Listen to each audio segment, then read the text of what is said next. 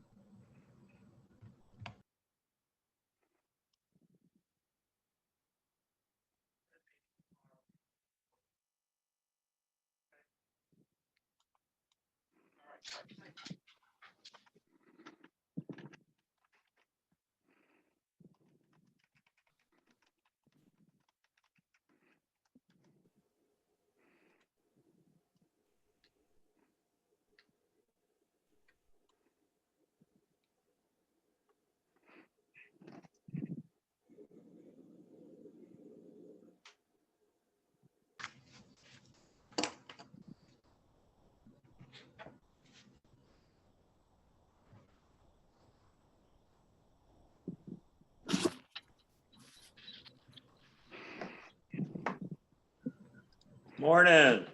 Morning, Joe. Hi, Andrew. Hi, So Yeah. several people have said they can't get in through the agenda. So I'll test it. let's see. So I'm going to allow Christine to talk. Christine, did you get in through the agenda? No, I had it saved, but let me look. I can ask Trina. Trina, did you get in through the agenda? You said you cut and Oh, copy. she had to. I had to copy and paste it. Okay. So maybe it wasn't made as a live link. So I'll have to right click the link and say open link. Okay. So all right.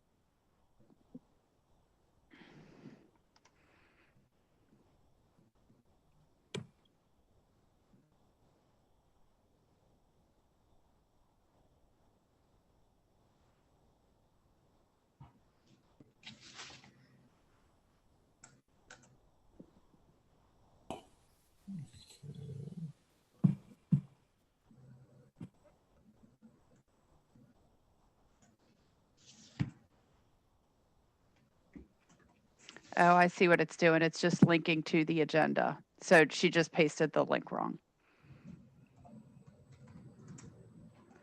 I'm going to go in and fix it real quick in case other people are trying to join.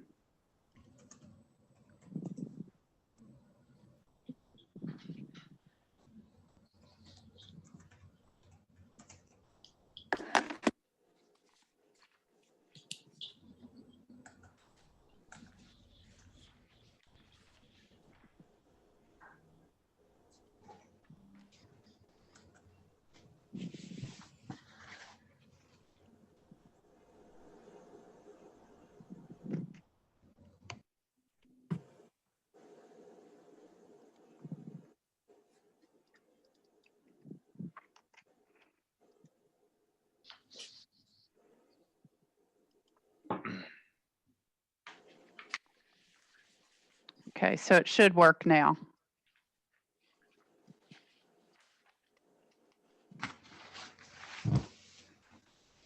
We do have 8 attendees on, so that's good.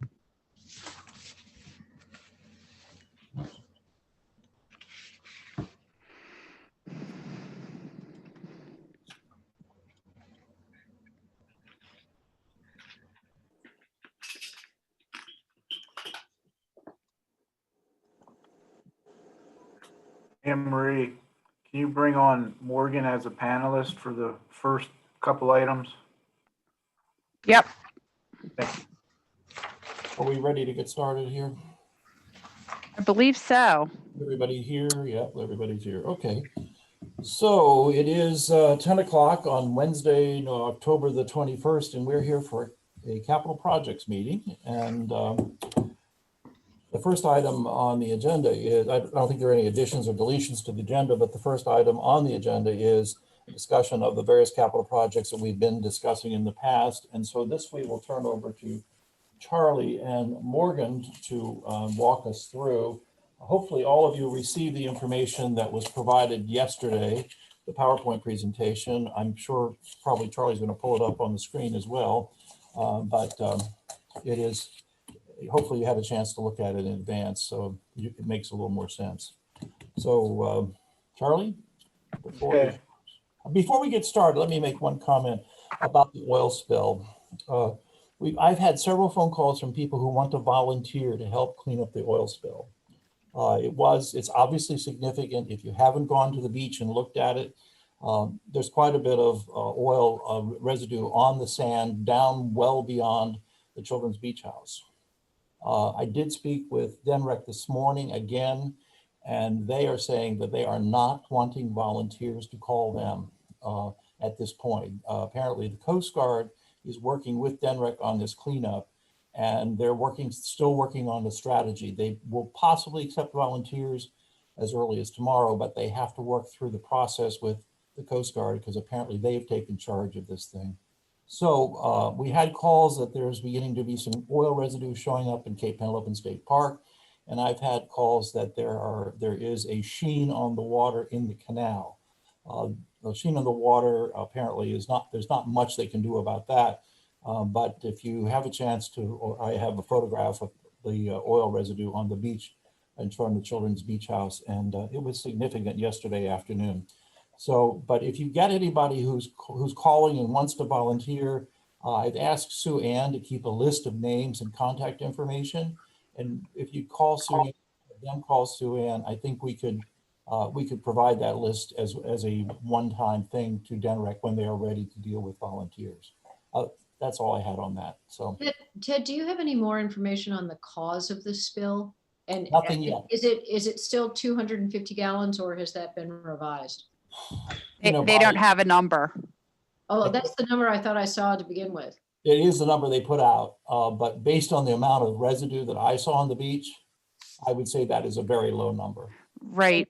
And do we know, was this a tanker? What happened? Well, it was in the Broadkill is where it happened, Bonnie. There's no tankers that are going up the Broadkill, so No, absolutely not. So what was it? if they know, they have not released it. Okay. So we really don't have a cause at all. It's just, created a huge mess. And so, by way of information also, I did speak with Suzanne Thurman at Murray yesterday, and she's already mobilized and been in contact on her own with DENREC to encourage them to, if they want to use her facility for animal cleanup.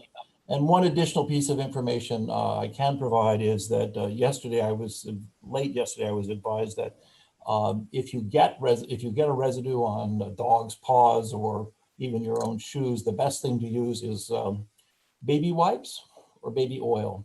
Apparently it will come off with that. So that's the best way to remove it. All right, Charlie, that's quite a digression from what you want to talk to us about, but I think it was worth getting the information out. Thank you. Yeah, thank you. I wasn't aware of that. When did that happen? Last night? Night before last. Gotcha. Okay. Okay, capital projects.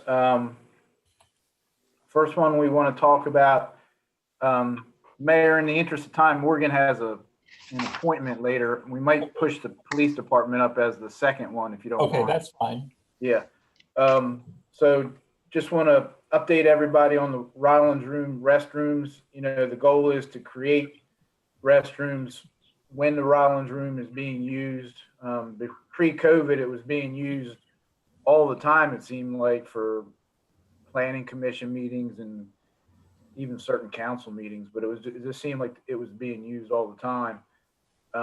It's always been complicated since that room's been created and the museum was built, that the bathrooms, you had to walk through, everybody's done it. We had to walk through the museum to get to a bathroom. So we've been talking about putting bathrooms that are accessible for the Rollins room. We did look at interior options.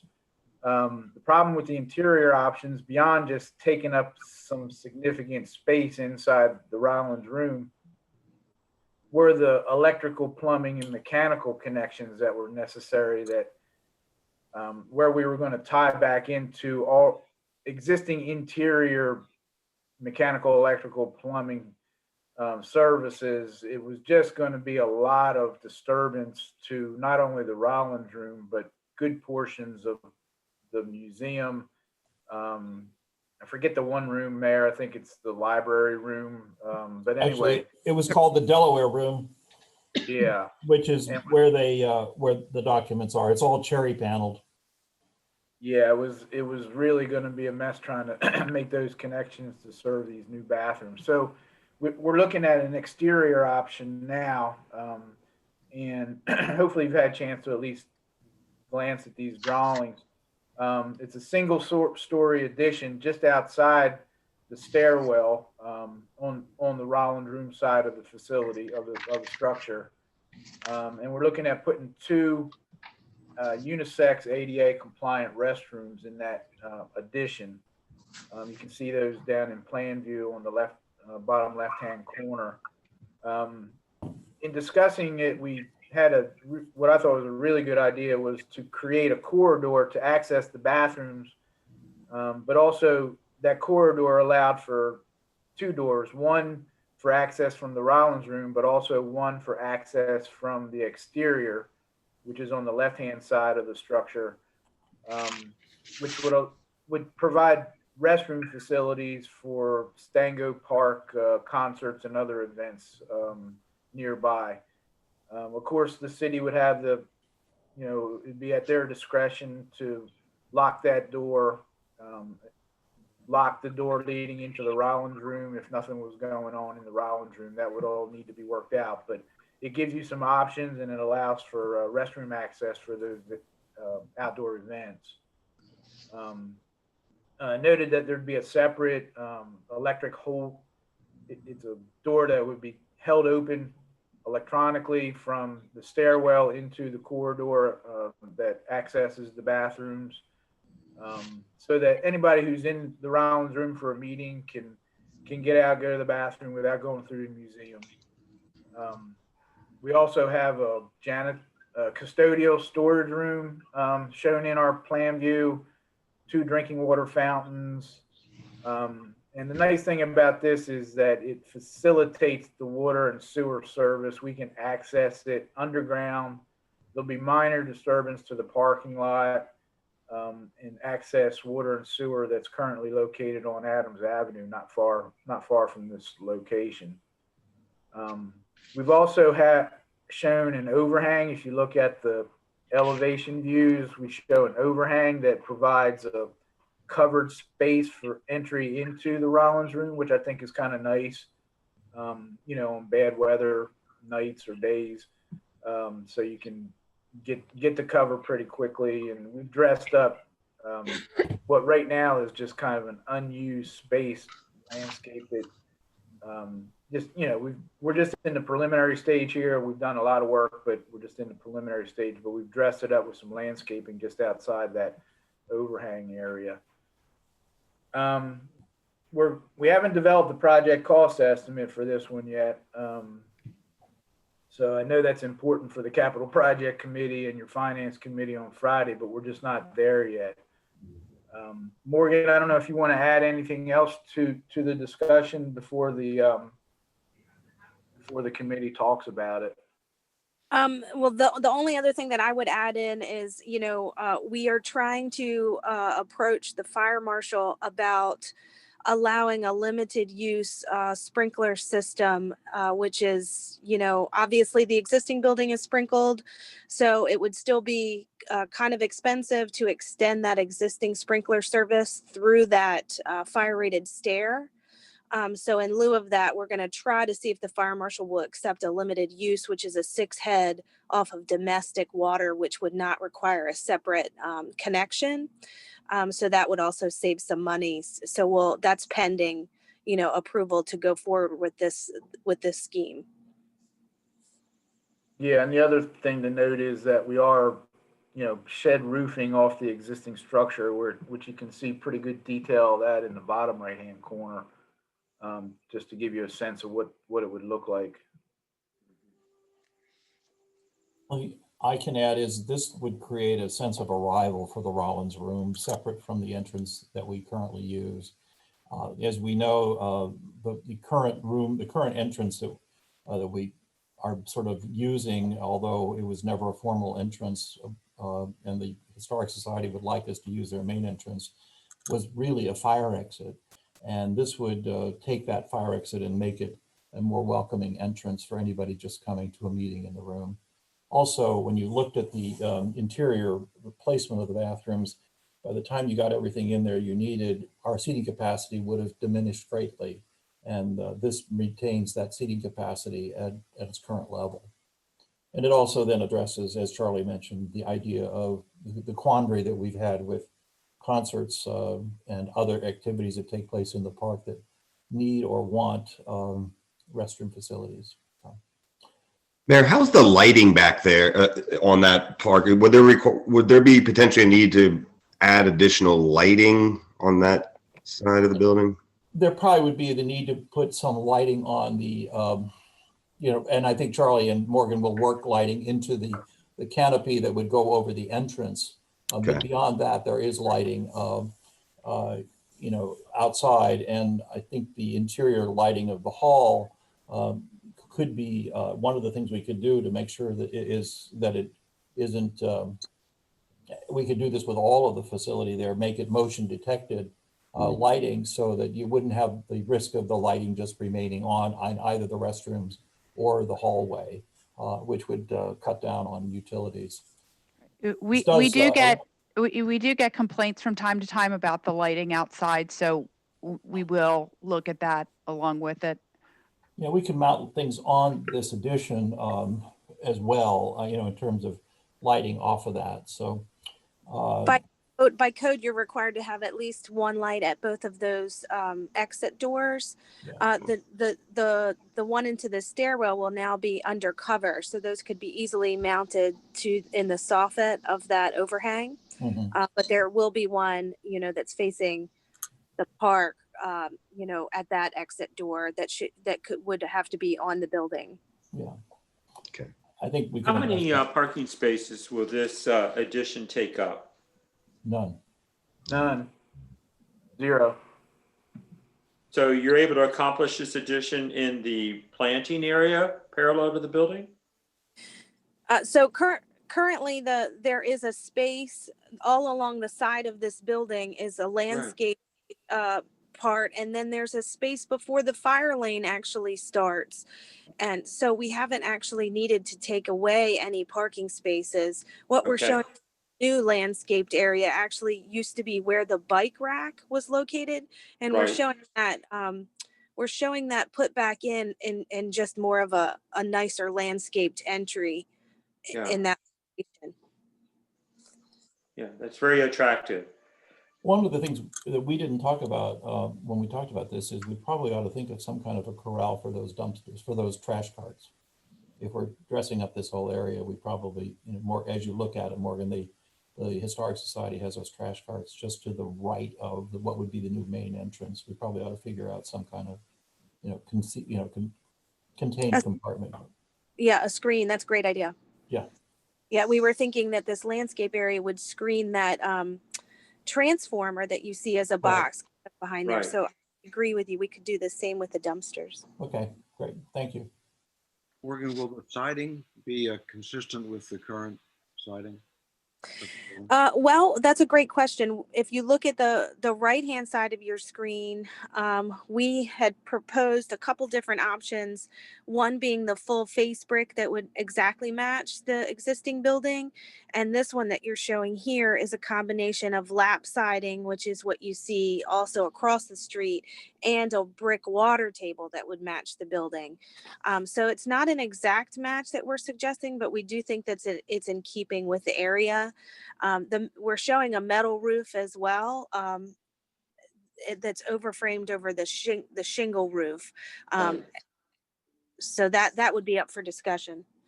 The second story on the back of that building is lap siding.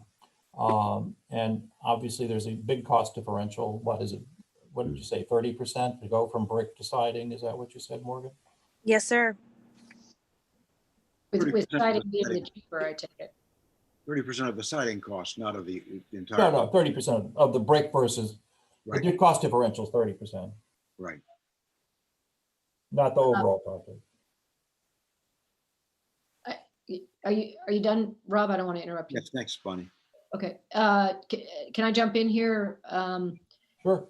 First of all, I think this is a good plan for the future. As I've said for a few years now, I anticipate that most city meetings ultimately will be in the Rollins Center, just as a matter of seating capacity. So I think this gets us more down that road. A couple of things to think about. We have not yet resolved what's going to happen with the land over by the library, but that could lead potentially to increased use of this facility. So that would be a good thing, but just something to keep in mind as we go down there between them, where the library ends and the Verdon property starts. I have two concerns when it comes to bicycles. The first is, I think, and I may be misremembering, but I think there is some bike parking, some racks. Yeah, we need to make sure we keep bike parking. But by the same token, we have to think about, we don't want this to become basically an adjunct of the trailhead with people coming in and parking and jumping on the bike trails and monopolizing the parking over there all the time. So that's, I don't know if that means we meter it during the day or something, but just something to consider to make sure that this doesn't become a bike trail parking lot. And because if it does, then we've sort of defeated the purpose of having it available for city meetings and nonprofit meetings. Good point. So Yeah. I guess my thought in terms of this project is where we are now is we should engage GMB to follow through with the architectural process. And then hopefully as we, develop the cost estimate, we can include that in the budget for the new fiscal year. Correct. Couple of additional thoughts. One is, Ted, I don't know what the appropriate time to do this would be, but I think it might be nice in a press release or in a personal contact to let the Rollins family know that we really appreciate their generosity and are enhancing the value of it. Good idea, Rob. And somehow give them a little bit of ink for that. The other thing is, again, credit where credit is due. Bonnie, whether or not your prediction that city meetings will ultimately be held here, I think your foresight in insisting that we have such a room set aside was terrific, and it's proving its value. I think it's going to be an enormous asset to the city moving forward, because the city hall is only so big, so let's hope. Bonnie, Ted, I would you're muted. Bonnie, I would also add that I'm glad to see that your name is spelled properly today. The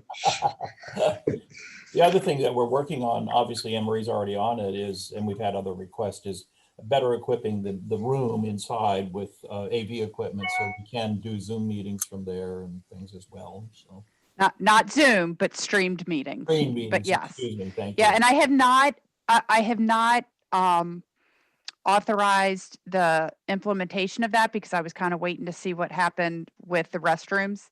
If we were going to reconfigure the meeting room itself to include the restrooms, obviously that could affect it. So,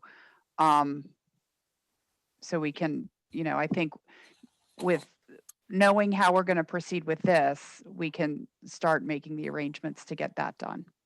I think when we look at this, we all agreed, I think at our last meeting, that the attempt to incorporate the restrooms in the building was going to be one very disruptive, not only to our space, but also to the Lewis Historic Society space, and costly to restore. And this one contains all the construction outside. There really is only the matter of connecting with one door to this space, so the construction can all be done without disturbing the existing finished space, which is a huge savings, both in time and in the overall cost and basic public PR. So, Well, I also think it's a good thing. I mean, I know there've been some concerns on LHS's part about what happens when there's city meetings after hours, and Absolutely. this will be I think beneficial to LHS as well, which is a nice side benefit. It'll answer all the angst that we've had about that, and their concern about security for the museum. So, okay. Do we have any reason to be concerned about the utilities? I'm talking about the water and sewer to this addition. Has there been any preliminary discussions with the BPW? Well, I guess Charlie would know about that, given the fact that he's their consultant engineer as well. Should there? Yeah. Well, Can we fortunately, anticipate? Go ahead, Tim. No, I was just saying, can we anticipate any problems with an additional sewer and water line being run to this addition? No, there's no problems with it. And we just upgraded all the water and sewer infrastructure just right in front of the museum when we did the Adams Avenue rehabilitation probably 3 or 4 years ago. So it's all fresh. We know exactly where it is, and it won't present a problem. Okay, thank you. To address your concern a little further, the pitch, we know that the pitch to the sewer line, which enters the building all the way at the front entrance to the Rollins Center by those public restrooms up there, the pitch is very, very shallow. And so this would eliminate, having a home run back to the sewer line would eliminate any question as to whether or not we created a problem through our restrooms with what might occur because of use that the Historic Society uses with the other facilities that they have in the building. I think it clears up that question. Right. Okay, thank you. Anne Marie, I assume, I haven't heard anything about it, but is the Historical Society current in their rent? I don't know if they've paid this year yet, but I don't think it's due yet. But they've been paying. Okay, They have been paying the rent. thanks. Isn't it due in like January, I thought, something I like think that? it's something like that. Yeah. Ellen Lorraine may be able to answer that question. Yeah, I think it's December. Yeah. They paid that. Right. Okay. All right. So I think, the takeaway from this is we need to get Charlie and GMB, Morgan and et al. Involved in going ahead with the design of this. Mayor, Libby's raised her hand. Oh, okay, good. I'm glad Libby's on. Terrific. Libby, I didn't see your question. Well, I just wanted to clarify that, yes, we pay the rent annually at the end of December for the year coming forward. Great. Thank you. Thank you, Liz. And I will also say that I think this plan looks terrific. Thank you. So, and Libby, I didn't realize you were on. I was actually waiting till after this meeting to send you and Jim an email to figure out when we can get together, because obviously this is a discussion that the four of us started, pre-pandemic. Oh my goodness, yes. Yeah. And it, clearly it's evolved, but we just want to make sure that we're coordinating and on the same page. So we'll reach out to do that. Okay, fine. Thank you. Appreciate that. Okay. All right. So I think we have a proposal from Morgan and Charlie regarding this in terms of moving forward. And we probably need to authorize Anne Marie to go ahead and sign that proposal. Well, I would move that we authorize Anne Marie to go ahead and sign the proposal with GMB to proceed with the architectural or the engineering approach to this project. Okay, do we have a second? Second. Okay, we have a second from Rob. All in favor? Aye. Aye. Great. So Charlie? Okay, I think Morgan had to hop off. She had an appointment, but okay, maybe just in keeping with the architectural mode of thinking, let's skip to the police department renovations. Okay. Because that's an architectural project too. And then we'll come back to the other items. Okay, So fine. go ahead, Mayor. No, go ahead. I just said fine. Let's go ahead. Yeah. Yeah. So this is a project that we're really just entering into. We have not provided a proposal for the design of the work because we're still trying to nail down exactly what the scope of work will be. Morgan and I visited the police department last Friday with Anne Marie, Allison, and Officer Lieutenant Azzato. Lieutenant Azzato, and we walked through it. And thankfully, I've not been in the police department very often through the years, but I haven't been in there. I don't even know if I'd ever been in there, to tell you the truth. Maybe one other time, but I was shocked by how small the spaces were and how cut up they are. So that said,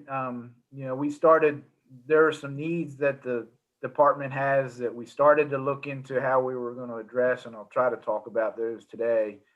But let's start out with mechanical, electric, plumbing items. We actually are working on setting up a meeting with our mechanical, electrical, plumbing engineer next week, so he can come out and look at some of the things that we noticed and some of the problems that are going on. There's some sort of gas issue related to the venting there's two mini pump stations down in the basement in the mechanical room. One's for stormwater, that's the sump, and then there's another one. All the sewage from the department is collected and then pumped into the board's wastewater collection system. Those two mini pump stations are right beside one another, and that whole area is vented, but not all the time, but from time to time, there's a bad smell that gets up into the first and second floors. So there's something going on with the venting. I don't know what the answer is yet, but we're working on that part of it. And there's also a little bit of a problem with the way the stormwater pumping system works. The electrics, it's all tied into one breaker, so that if one of the two stormwater pumps breaks down, the other one can't run. So we're looking at making improvements to that as part of this project, or maybe even before, so that we can not have stormwater issues in that mechanical room. Some of the other things that we've been talking about as part of this project are to create separation. Morgan would tell you that by code, it's required to have separation between all the electrical panels and cabinetry from those stormwater and sewage pumps, mini stations down in that mechanical room. So we would look into that to make sure that that room meets code. The HVAC system is aging, 20 plus years, and we should look at whether we should look at updating that. Again, we're just getting into it, so the basis of the design would be developed with alternatives and cost ranges of those alternatives. New plumbing fixtures for all bathrooms, they're aging and in bad shape. Upgrade to LED lighting where we haven't done it already. The locker rooms and the renovated spaces have LED already. We'd have to make, I'm going to talk a little bit about the officer desk spaces, but we'd have to make electrical upgrades to make them work out and meet the needs of the police department. And at the same time, when we're talking about those spaces, we'd have to coordinate with data and voice outlets and other equipment that the police department purchases as part of that, their office space.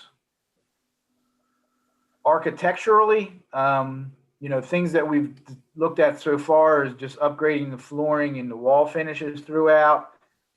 This was actually discussed last year when EDIS came through, and a lot of this was part of that scope of work that was identified when EDIS came through and looked at it with the city. you probably recall EDIS, they did the interior renovations to City Hall last year. So they came in and looked at it. They're a good contractor and work with us a lot. But anyway, we're talking about new flooring and wall finishes. When we were in there, the big goal is the officers' patrol room is really small, and there's the need to provide 8 cubicles, office spaces, desk spaces for the for 8 different officers. But in that little room, there's also all the evidence lockers and the evidence monitoring electronic station. So it's really busy in there and really tight. I think right now there might be 5 spaces, but they're shared between 2 officers. So one of the things that we were looking at is that there seems to be an extra space in the administrative reception area.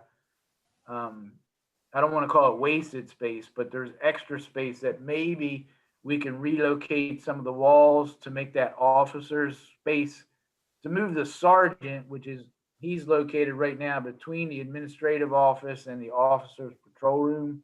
So move his office towards the administrative room and enlarge the officer's patrol room space. This is just a preliminary idea to try to create eight different spaces for the patrol room officers.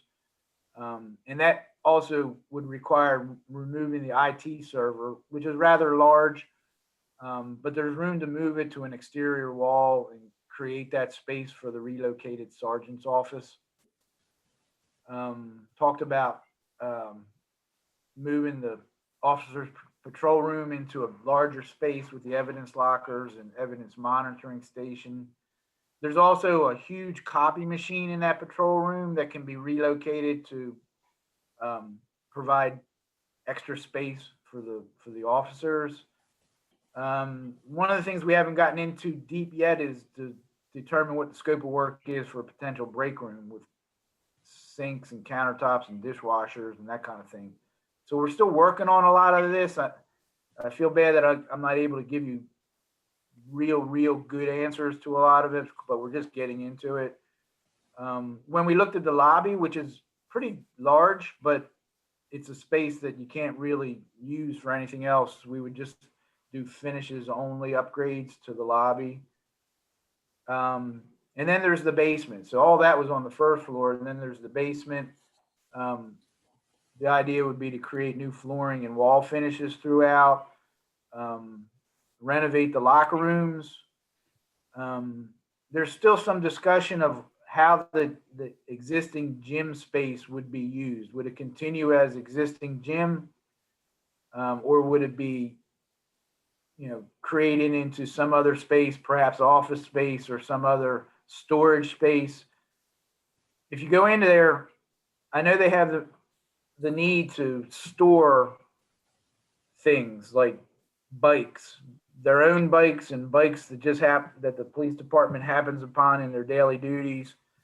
There's a lot of things that get stored, and they're just sort of random now and willy-nilly. So we need to look at storage. One of the things we talked about briefly on Friday was just creating exterior storage somewhere for at least the bikes. There's a lot of bikes. I was kind of surprised how many bikes there are. I think most of them are officers' bikes, but some of them were bikes that just end up at the police department. I guess I don't know how that happens. Yeah, so it's a combination of, we've got the officer bikes for the certified officers that ride. We also have the bikes from when we had seasonal officers. And then we have bikes that are either, confiscated, abandoned, whatever. So kind of 3 categories of bikes. Can I ask a quick question on that, or 2 quick questions? First, are the seasonal bikes redundant of the regular officers' bikes? I mean, in other words, are they in use together or not? And the other question is, how long do we, if we do find a stolen, whatever, abandoned bike, how long do we hold them before we dispose of them? I mean, is this an open-ended thing we do, or do we then, sell them if they can't be, if the owners can't be determined?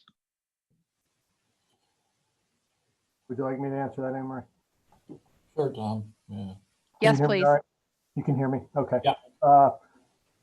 So some of the bikes are evidence, which is a requirement to hold longer until a case is dismissed or we have AG approval to remove them. Some are found property and turned over to us. Typically, right now there's a lot down there, more than normal. Typically, we would get rid of them in the springtime.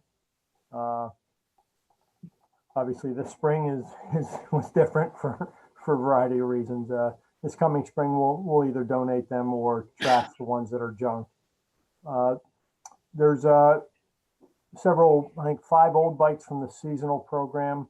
2 or 3 of them are still useful, 2 or 3 are not. And then there's 4 new ones that the officers ride. Keith, is there a question? Is it necessary, except for those that are evidence, is it necessary? Could the bikes that you found or confiscated as a result of being abandoned, could they be stored down at the streets department and inventoried and stored down there as opposed to storing in the police department? Well, I guess with Rick's permission and provided they have indoor space, sure. Okay. Yeah, I know, for example, that there were a bunch of kayaks that had washed up after Superstorm Sandy that were down in the BPW's building for years and years. So, yeah, it sounds like from what you're saying, Chief, that, there's whatever the census of bicycles is down there now, it's at a high point. And so the actual storage needs will probably be less than what Charlie saw. Is that a fair statement? To a degree, yeah. I'd say 2/3 of what is there would be, more normal. Charlie, I've got a couple of questions too. A couple of them go back to the previous slide. No need to show it though. The LED lighting, when you're saying replace the lighting with LEDs to the extent it hasn't been already, is that because the current lighting is bad, because it's expensive? What is the thinking behind that?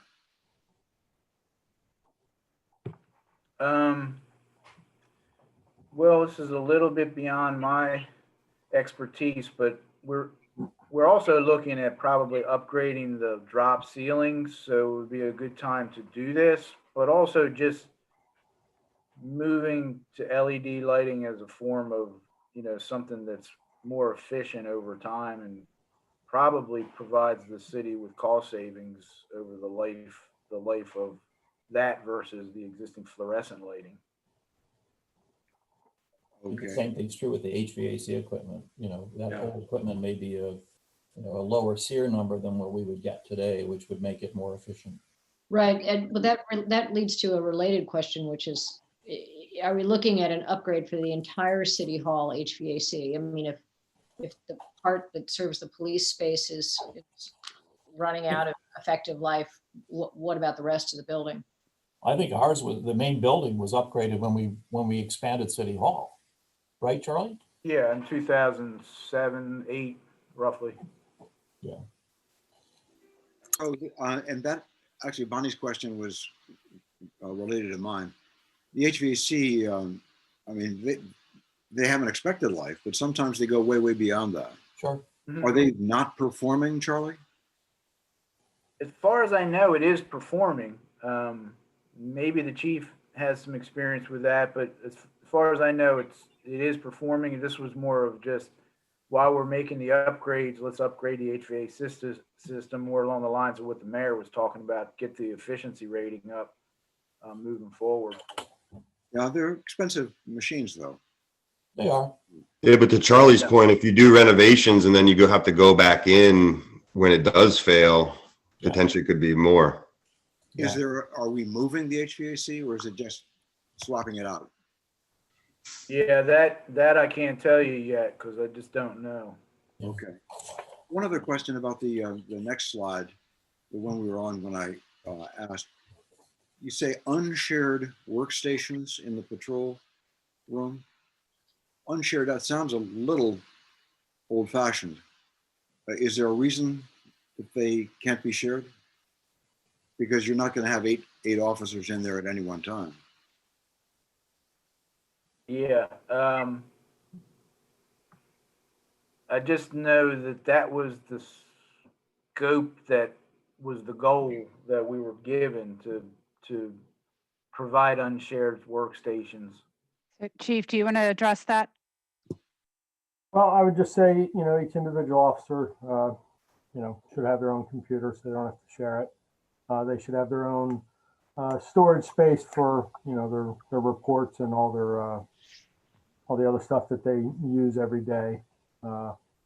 Outside of the locker room, I think it just makes sense while we're renovating a space to add, a few more stations. It's much nicer to have your own cubicle or desk space.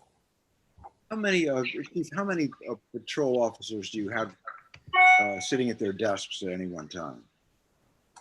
Well, 0 to 3 or 4. Okay.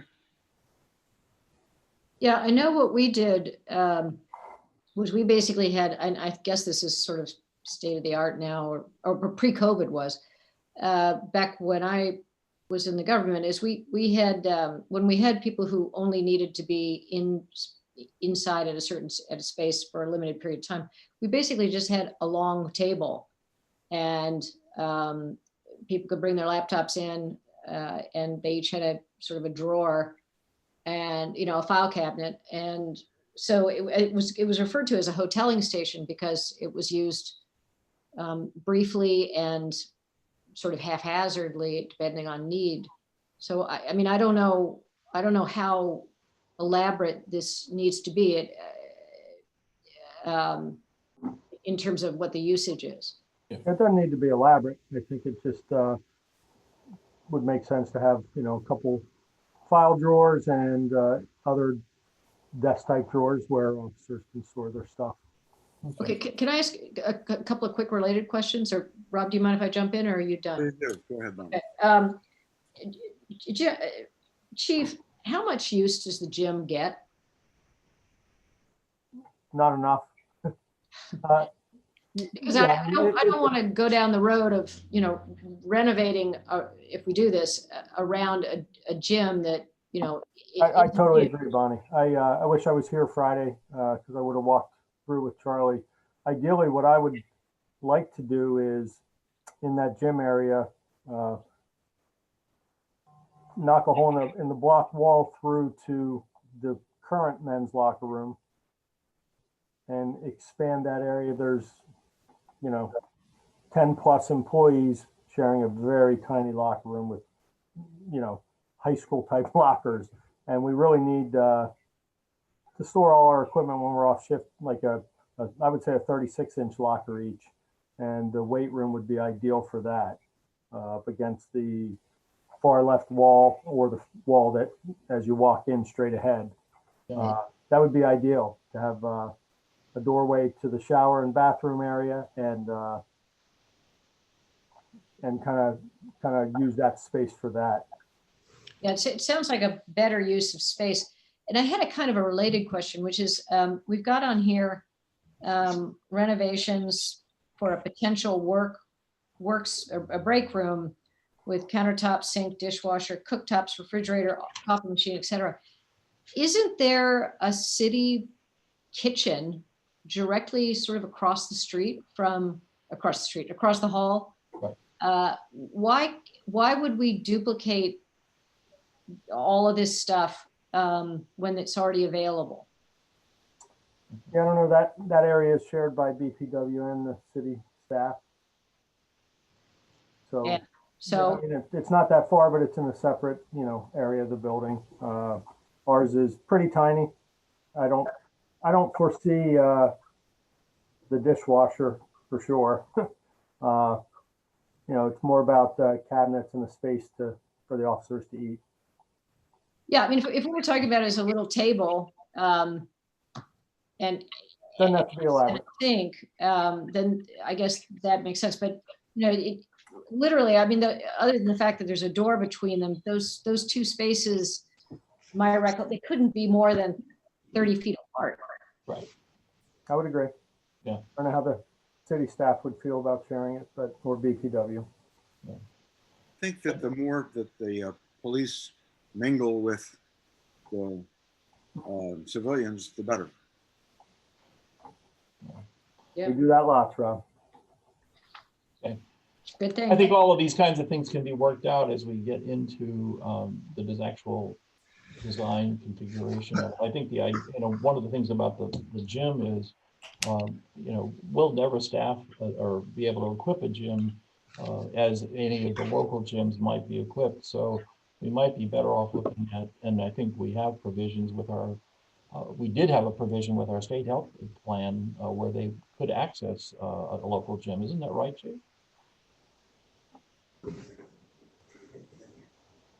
Did you ask me that, Mayor? Yes. Oh, no, I don't think there's a program currently. Okay. Not for cardiokinetic. Okay. I thought there had been one, but we could certainly look into that. Yeah. That would probably be better. I mean, there are several good gyms around. So I totally agree. I mean, I go to my own gym. I know a lot of other people do. Right. Could be a decent initiative, I guess. Yeah. Okay. Mayor, I'd like to ask Charlie if he could also look at a design. It would be save space and money, investment in workstations that need to be upgraded all the time. If we could look at a configuration that continues to provide file drawer space for each officer, but perhaps provides for 4 shared workstations. That would, I think, be a saving of space and money. Yeah. Yeah, we'll look at that. And I heard Bonnie's idea. And it makes me think that once we get into it, we can come up with some options that probably, meet your requirements without a major upgrade, but provide space and filing for all 8 officers. That'd be great. Yeah. So one of the things that we talked about when we walked through on Friday is really kind of developing the full list and prioritizing. Like, for instance, the issue of the methane gas is something that, regardless of any other renovations, is something that needs to be done. There's areas where the flooring is very deteriorated, and so really to kind of come up with everything that really should, has to be done, and rank it by priority. Yeah, I think we also need to look at to the extent of which the second floor had been renovated, 4 or 5 years, 5 years ago, maybe 6 years ago. No, I think it's closer to 8 or 9 now, Mayor. It was done. Is it 8 or 9? Time gets away. Yeah, for Charlie's benefit, we currently have 5 workstations. So if we went to 4, obviously that's a downsizing, and you can see how packed we are with all the stuff in there now. Okay. Yeah. I had a couple questions and comments. One, I would say, I think it'd be useful. I know I've been over fairly recently, but for those that have not been through the police stations, to go through there again with Chief, so you can have a look-see. The second question is, with respect to the basement condition, it sounds like that one's very needful. So I see that looks like you have a scheduled meeting with an engineer. How quickly then do you anticipate you could turn around costings on that one? Because that one seems almost unsafe from what you're describing. Yeah, that's a health safety issue. Yeah, I think, Andrew, we were looking at actually addressing that separately from the architectural project, because we think there's some pretty easy fix, but the venting issue came up. We first started out that we had a problem with the stormwater pumps shutting off and not operating. That was the one where we identified some pretty easy fixes. Then the venting issue came up, which I wasn't aware of, but I do need input from that HVAC engineer that we're meeting with next week. And Okay. I'd like to see what he says, but I agree with you. I think that's a high priority item that we might want to parcel out as a separate project. Yeah, that's, I that's have- what, yeah. If we could quote that out separately to get going, because that one's, yeah, like Ted, I think mentioned, a work safety issue there. And just so you know, the wheels are already in place for some of the work that needs to be done to replace one of the pumps and to address some of the functional issues that we've had, because that is an issue that has been creating water or bringing water into the basement, which again has its own set of problems. So we are actually in the process of replacing a pump and I guess addressing the alarm system that's in the pump. So right now, if the pump shuts off, because we've had issues with the trip in a circuit, all this stuff, which again, all of that is going to be needs to be done. There are components of that need to be done that are underway now, just as a maintenance project. That Yeah, pump is connected to the generator system that we have here, is it not? That won't kick on unless we lose electrical power to the whole building. Yeah, but I mean, so when Anne Marie was saying that, it kicks off, but it is connected to the generator, right? Right, but the issue has to do with, one of the things that GMB is going to be looking at is, and I need to check in with Allison to see if any of what she's been working on will address this, is that the circuit that is tied to each of the pumps, it needs more juice. I'm not an electrician. overloaded. Right, so it's The pump, All right. the pump It draws needs to be separate, yeah. the pump draws a certain amperage, which is really close to the one breaker that it's all tied into, Okay. Right. the size of that breaker. But you've got, I think, 8 spare breakers sitting there that we want to utilize to improve this situation. Okay. And I have a also, question I'd like to ask. If I could real quick, I'm sorry, Tim, I Go just want to ahead. remind everybody, we did a mold remediation project last year, which, was it 10,000, Anne Marie? 7,000? I Installed, can't remember. Ellen Lorraine, installed some dehumidifiers that are tied into the drain line so that you don't have to empty them and then kick on automatically. Did a bunch of cleaning and some replacement of small things, but we did do that last year. I think it was 7,000 to 8,000. Yeah. Tim, you had a question? Yeah, I do. I actually spent some time yesterday in the police department in preparation for this meeting today. I met with the chief and he gave me access to the different spaces that we are discussing today. One of the areas, what is described as the weight room, I believe it was in that area where I noticed that there was a great deal of discoloration in the floor. And this is not discoloration like wear patterns. This is discoloration just from, well, I don't know from what. And when I asked the chief about that, I believe I remember correctly that he described that there was, on occasion, there was flooding or groundwater that came up through the floor up into that space. Mm-hmm. And I have a question that I'll direct to Anne Marie, and I also one in turn to Charlie, and that is that groundwater problem associated with the sump pump not working correctly or possibly being overloaded? Or is it attributable to groundwater that's seeping in around the perimeter of the building? And are we looking at some kind of remedial work to take care of that source? So I'll start off and then Charlie will probably kick in.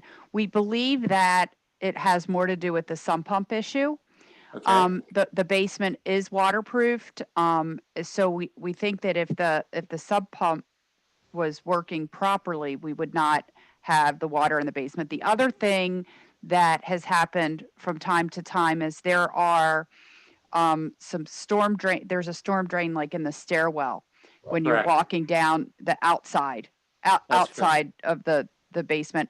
And apparently sometimes that will get clogged with leaves or debris. So we need to make sure that those stay clear so that we don't end up having water come under the door. So, Right. so really it's been, I think those are the primary problems. Allison has spent a lot of time sorting through kind of what's been done, going through the building plans. She's met with GMB staff. She's met with, the contractors that have done the work in the past. And that's kind of where we think it is now. Would you agree, Charlie? Yeah, that was one thing I didn't mention was we probably need to look at that floor drainage system right there at that rear entrance, because it's not 100% functional. There's some issues there where it gets clogged up and has no place to go. And it Is probably, that entranceway drain tied to the sump pump that's in the utility Yeah. room? Yeah, but there's like an intermediary drain as well, and I need to look at that sometime to see. But also probably what I would do is, as part of this work, is to get a boring outside that tells us what the seasonal groundwater level is, Okay. so that we know that for sure. For everyone else's benefit, let me just make sure you all understand. The stairwell and the utility room is located on the 3rd Street side of the building, and the weight room is on the the back side, which would be what street is that? Franklin Avenue. Thank you, Franklin Avenue side. So there is spatially those spaces occupy very different places in that building. And yet there is still water, apparently, the groundwater coming into that weight room area. So this is a concern. I'd like to make sure that we have answers to these questions before we make any decisions to do any renovations in this space. Charlie, one of the other things that might be an issue is the capacity of that drain that's at the foot of the stairwell. You may want to consider a trough drain as opposed to just a round drain that's there currently. Right. Well, that was one of Morgan's observations, was that the drain at the bottom of the outdoor stairwell was undersized. Yeah. Yeah. Okay. Well, I think what we need at this point is Charlie needs to get us a contract proposal as to going forward with the design and prioritizing this list, and then bring it back to us so we can go from there. Unless anybody else has any other thought processes at this point. This is obviously a big project with multiple levels, but we need to address the health and safety issues. And I think that's got to be fractured off, Charlie, which you're already talking about doing.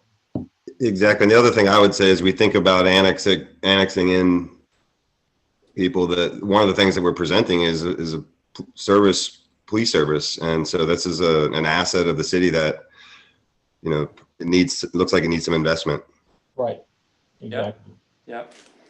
So Chief, just to let you know, we are trying to schedule that meeting next week with the mechanical engineer. I'll let you know when that is. Maybe we can meet you out there at that same time if you're available. I'll let you know.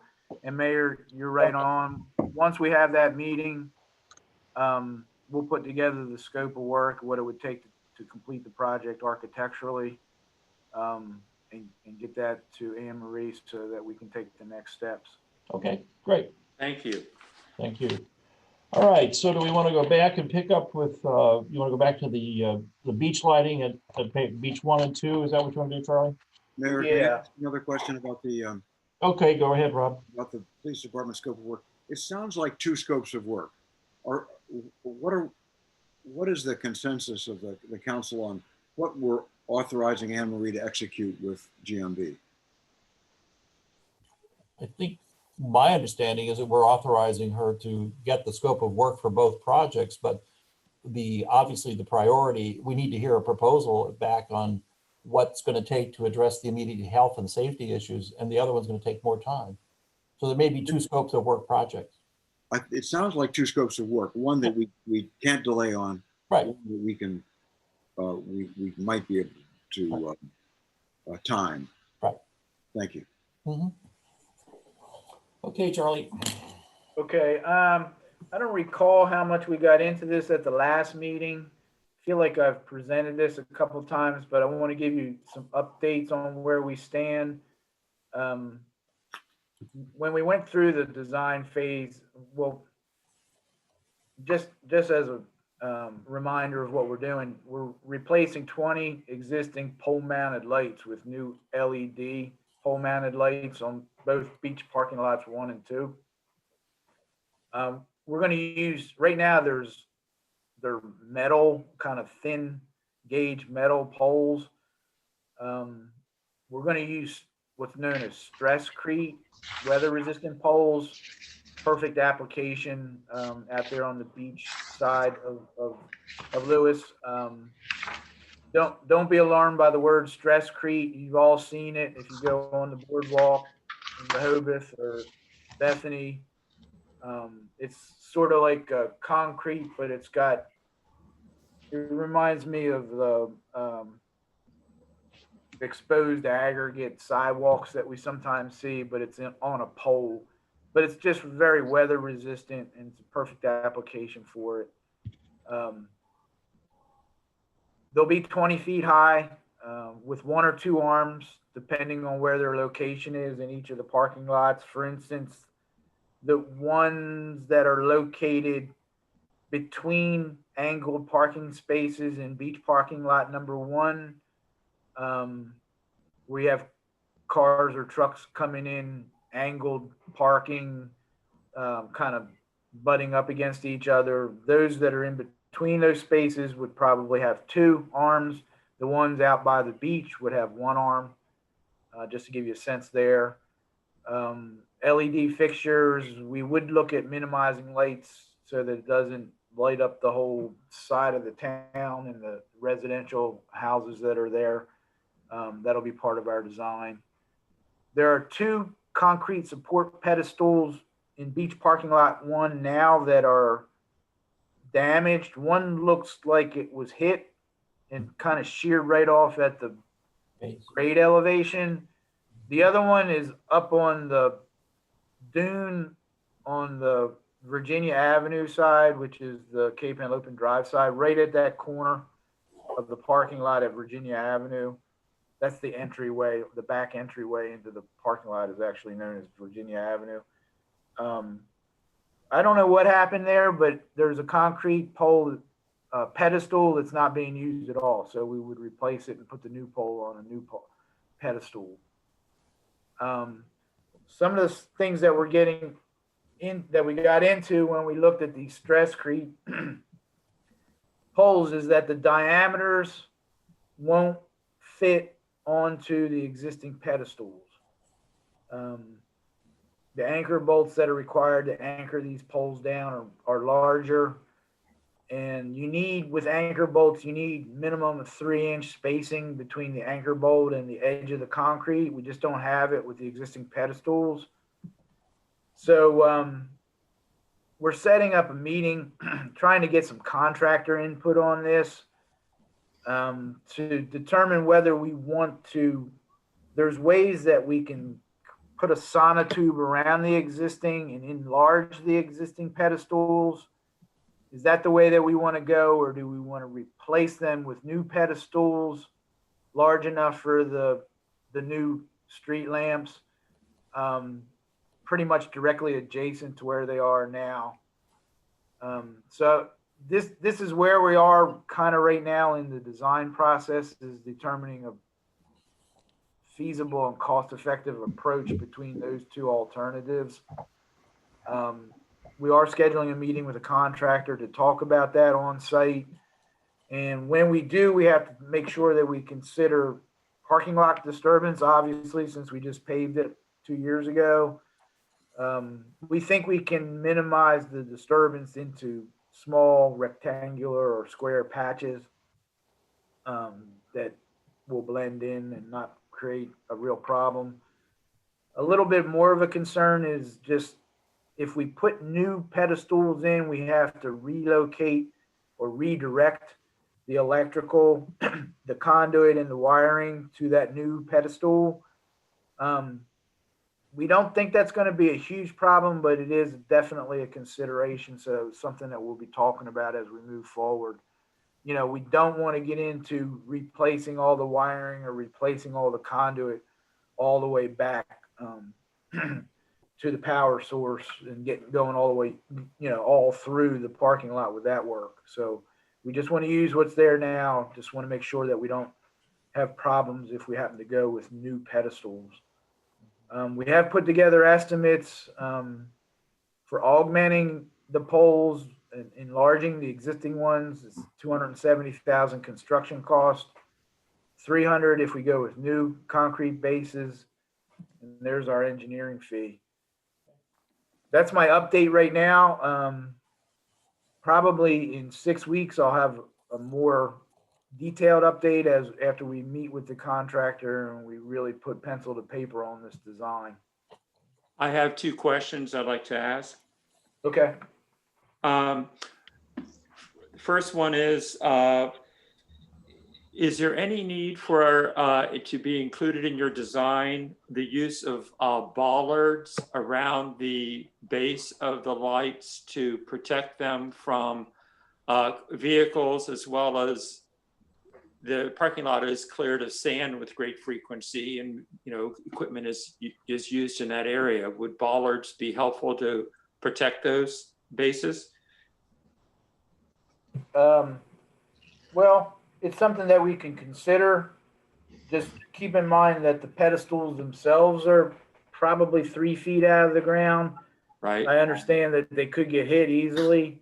Bollards wouldn't be a huge, I don't think they'd be a huge expense, nor are they, you know, technically difficult to include in the project. Might be a matter of aesthetics, but maybe aesthetics go to the back door when you're talking about keeping those lights safe. Well, you had described one of the bases having been sheared off, and there's been no explanation offered for it. And I just thought, if we're upgrading the equipment, we might want to look into what we can do to protect it down the road. The next question I'm going to raise ties into our hearing that we had last night with the communication companies. Part of their requirement for 5G is their expectation is that they will be expected to make some effort to conceal some of their equipment and they've offered that they would be able to locate some of their equipment inside the center of the pole, in the interior of the pole, and that if that in fact is done, that kind of pole replacement would be done at the communication company's expense. So this would be a way, I'm thinking down the road, that this would be a way for us to shed some of these costs onto our communication carriers. Would you be opposed to us reaching out to the communication companies, AT&T and Verizon, and get them to do at least some preliminary planning for how they intend to deploy 5G in this area to see if in fact we can shed some of the costs? I mean, I like the idea. I guess based on what I heard last night, and how the ordinance might be written is that, you know, you might have AT&T, Verizon, and T-Mobile. They have to be 100. They're asking for 150-foot spacing. You might have it on all the poles if it's all 3 providers. You know what I mean? Yes. And I wasn't 100% clear on that discussion of like the antenna and panel being on the inside of the pole. I kind of even thought they might have ended up saying that there's some of their infrastructures on the inside, but they would still have something on the outside. Right. I believe I understood that correctly, Charlie. The panel, that flat antenna would be mounted on the outside of the pole. Okay. But the radio itself, they apparently have the ability to have a different shape radio, and that could fit inside the pole itself. Okay. Right. Thanks for clearing that up. Yeah. One of the things about that, I mean, it would be great to talk to them.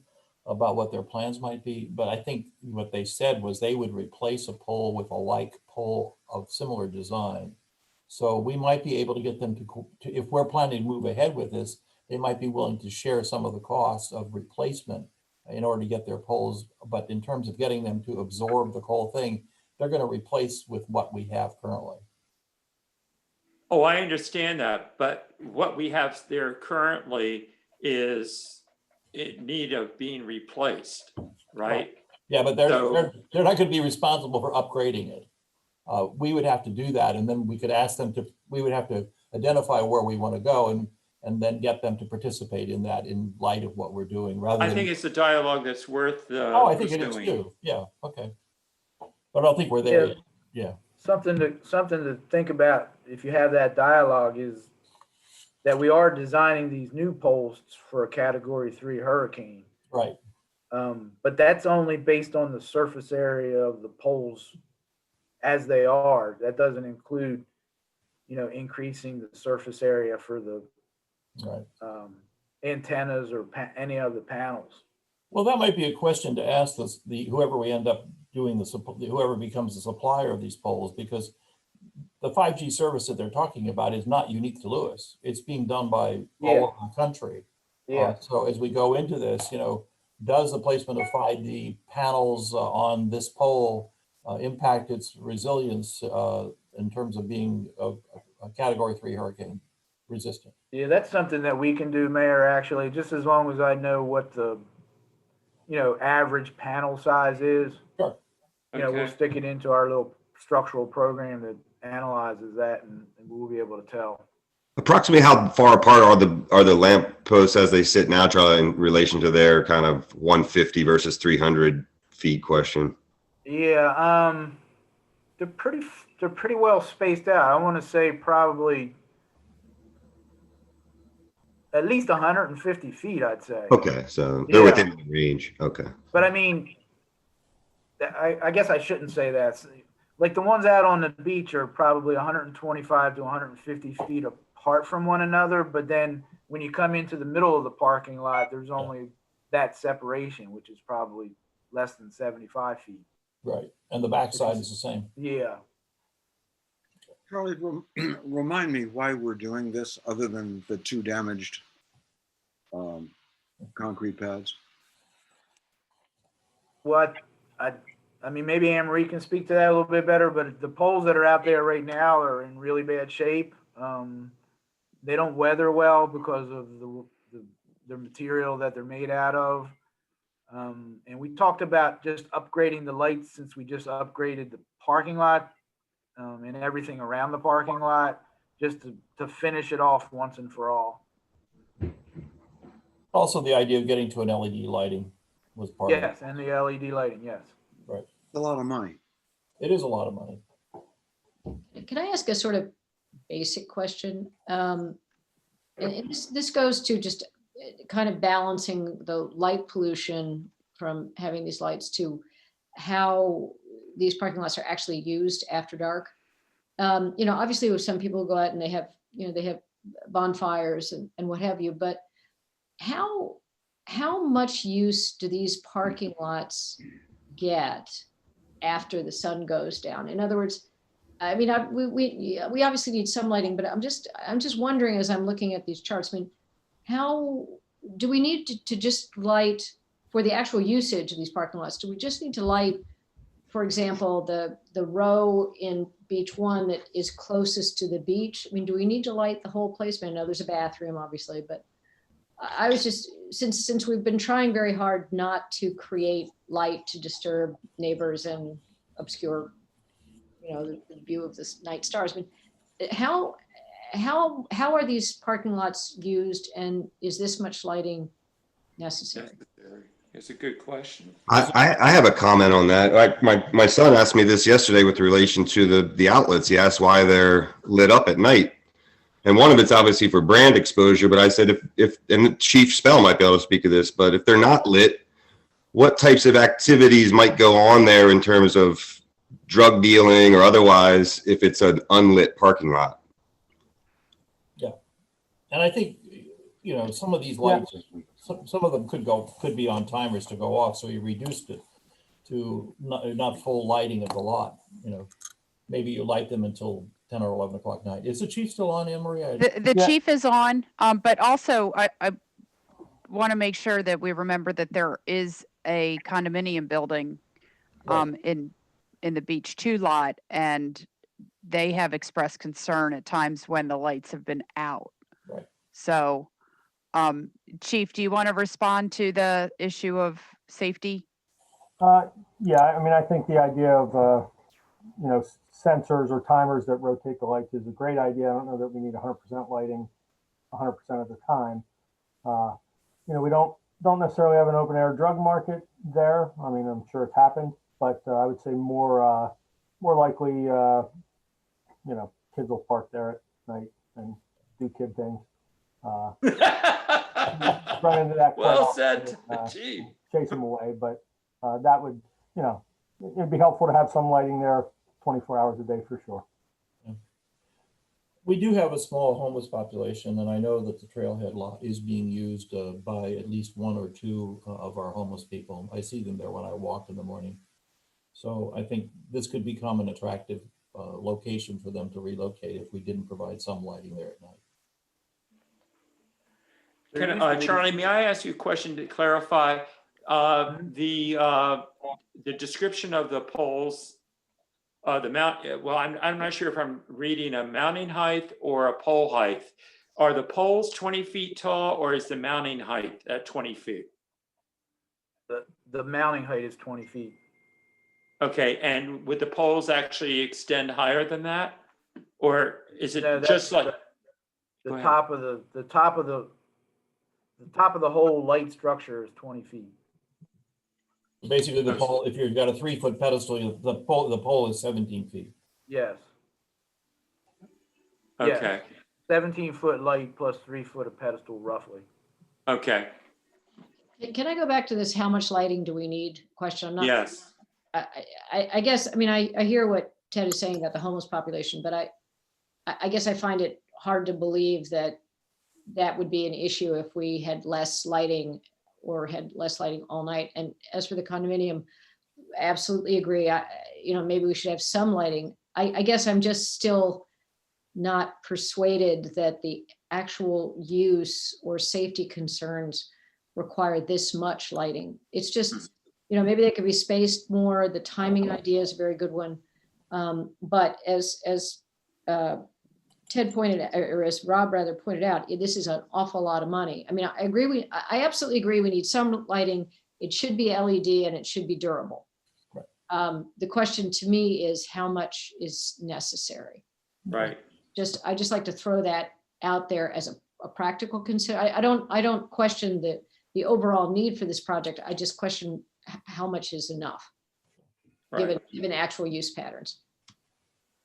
Yeah, let me talk that over with our electrical engineer too, because he's got some experience with all this. Yeah, I'd appreciate that, Charlie. That'd be great. Okay, there's still a lot of work to be done on that. I have one other question. I'm sorry. Sure. On this bollard, the idea of the bollards to protect the bases. I mean, obviously we don't want people running into them. But I did have a question about whether if we put bollards around them, we would lose functional parking spaces. So just something to, I mean, I don't know how big the bollards are, just something to throw out there. Yeah. Great. Okay. All right, let's move on to, if we could, to the pickleball, tennis, basketball court improvements. We've talked about this several times. Charlie's back with I think a design that we've talked about and we've seen. Where are we with this, Charlie? Looks like So we're almost complete the design. We had a meeting with Parks and Recreation on Monday. The plan that you see on your screen and on your presentation is what was decided upon in terms of the pickleball court striping and the tennis court striping. So just to summarize that, there's no other courts on the basketball court. At one time, we were kind of looking at putting pickleball over there, but it really doesn't, everybody agreed it really doesn't make sense to kind of put pickleball courts over there. So what we decided was to put 2 pickleball courts on either side of the net of the tennis courts, of both tennis courts. So you have a total of 4 pickleball courts that are separated by the nets, which is kind of nice. At one time we had 4 down here in the bottom one, 4 pickleball courts, but they were so close together that it was a safety issue in terms of the players and the balls running all over the place. Everybody just thought this was a nice way to go about it, that if, people are playing pickleball on one side, they can play tennis on another and vice versa. It doesn't have space issues for safety purposes. It lends itself better to the whole idea of it being a city park and, not something that's specific to one sport or another. So when we made that decision, we're just moving forward and finalizing the design now. We'll have construction documents ready probably by Thanksgiving. And the idea is to have it out to bid December, January, so we can come back before the council with a recommendation. And if everything goes well, then we go to construction in the early spring. So this one, we have signed the authorization for GMB to just move through the bid process and everything. So this one is really just a matter of it's moving forward. Just one quick question. I assume that players from both sports had input into this, so this is a consensus from actual players. I asked that question, Bonnie, on the Parks and Rec, and Barry indicated that he did hear from both sides on that. That's great. Thank you. Yep. And on that I remember Barry Duncan was a little bit displeased with us. Is he okay with this? With this design? Yeah. He said that they discussed it, and I think both sides just agree from a safety standpoint. This makes the most sense because they don't want to trip on each other's, balls that go across the way. They felt this orientation, I guess, worked best. And I asked that too. I just want to know that the pickleball had input and the tennis players had input, and he assured me they did. So we're not interfering with a discussion he's conducting now. No, like I think Charlie mentioned, I think you've met with Parks and Rec as well, right, Charlie? Yeah, we met with Barry and Rodney on Monday. Yeah. Right. Thank you. Okay, good. So we can move that forward and we'll expect to see it sometime in December or January, right, Charlie? Yes. Okay, great. All right, so you want to move on to the street inventory? There was a question from Trina, it looks like, just regarding, and I assume the question is yes, but if pickleball loses its popularity, can it be reconverted? And I would assume, yeah, you could restripe it, correct? And yeah, Andrew, you can. I mean, you're still going to be able to play tennis pretty easily because the striping colors will be so different that it wouldn't really add, it doesn't add difficulty to playing tennis. Right. And Charlie, the internals fencing separation was deleted. Yeah. And was that because that was more of a concern with the 6-court configuration? Yes. Yeah. Yes. When we had those, what I sent you yesterday, I hadn't crossed it out yet, but when I was going back through it today, I was like, that's not even part of the project anymore because we eliminated the 4 courts on the 1 tennis court, which then we needed to have some sort of other separation fencing, but we don't need that now because the tennis court nets will be the separation. They will just stay in place permanently. Yes. Nets. Yes. I should have explained that. Sorry. That's okay. Yep. All right. So let's move on then to the inventory and maintenance schedule. So we have contracted with infrastructure management services, as we've discussed a couple times, to do the field analysis via their computerized van and its equipment. They've had that data since June. They've been compiling it and putting it together.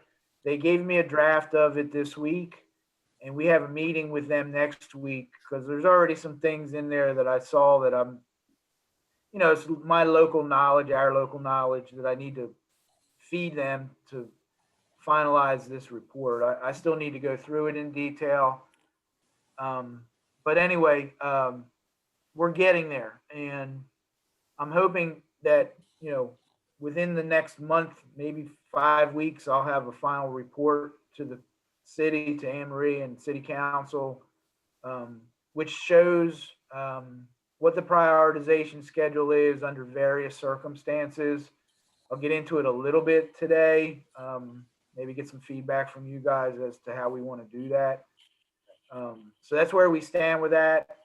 I've already reported to you that GMB did a complete sidewalk inventory, curb inventory, ADA ramp inventory, and crosswalk inventory of every street in the city via GIS application. That's going to be incorporated into our report and into the IMS data as well, so it all shows up. So we don't miss the work that we identified in terms of sidewalk, ramps, curbs, when we do streets. What we noticed was that the amount of sidewalk, curb ramp, curbs, and crosswalk work wouldn't influence when a street would be done. It would probably just be, as we do that street, we need to address those items. So I guess what I'm saying is there's no curb ramp or sidewalk issue across the city that was so important that it would push a street higher up in the prioritization schedule. Charlie, as this report becomes available from IMS, I think, and you're probably already anticipating this, that we need to make sure that we share this with the BPW. So that as they look to do whatever they need to do in infrastructure that's in the ground, this inventory is looked at as well. Yeah, I think as we near completion of the actual street inventory and maintenance schedule report, I will go over it with Darren and Anne Marie so that we're all on the same page regarding utility work as well. Okay, good. I wanted to show you some of the things that they've provided us this week. Even some of these preliminary things probably need to be, I need to look at and make some comment on.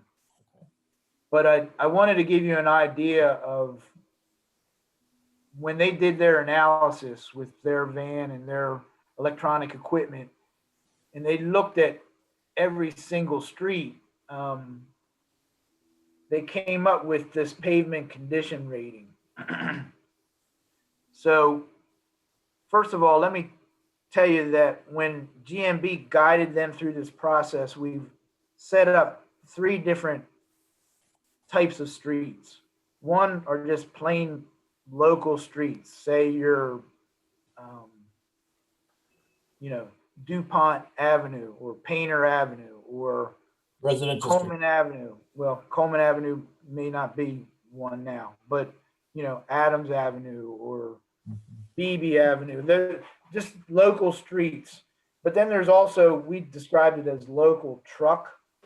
And those are, the ones like 2nd Street, Schley Avenue, 3rd Street, not Front Street because it's not a city street, but streets that receive more heavy traffic. We gave them a list of those as well. And then we just separated out the beachside streets, all separate from all those other ones. So when they came up with it, they came up with a pavement condition rating of 71 for those local streets, 71 for the local truck streets, and 66 for the beachside streets. So what does that mean?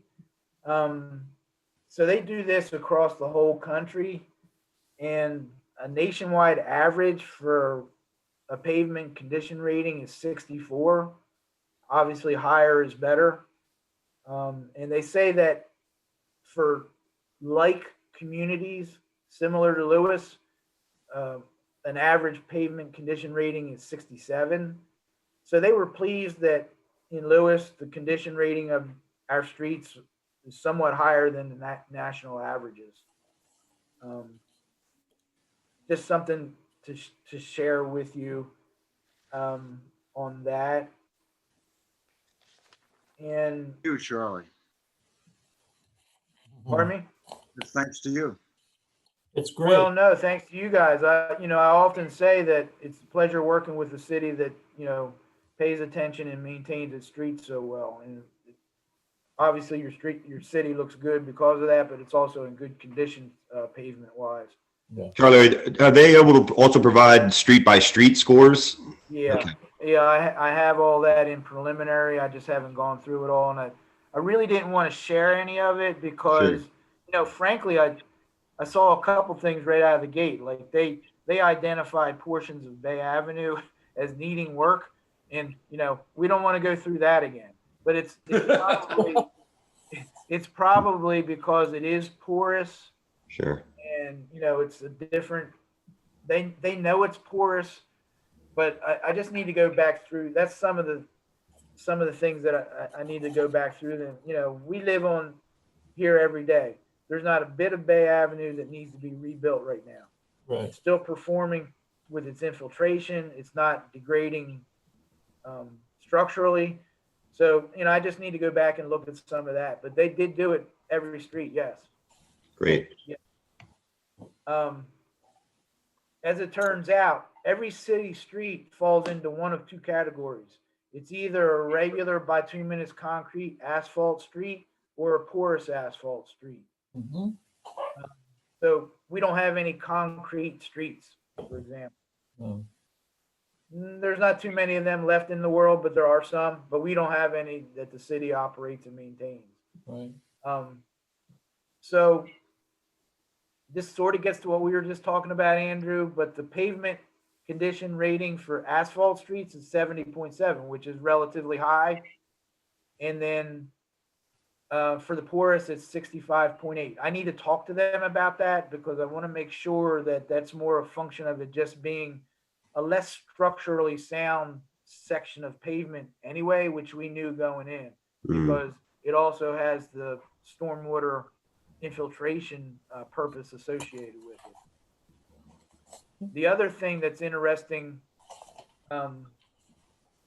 about this chart is that they describe this thing they call backlog.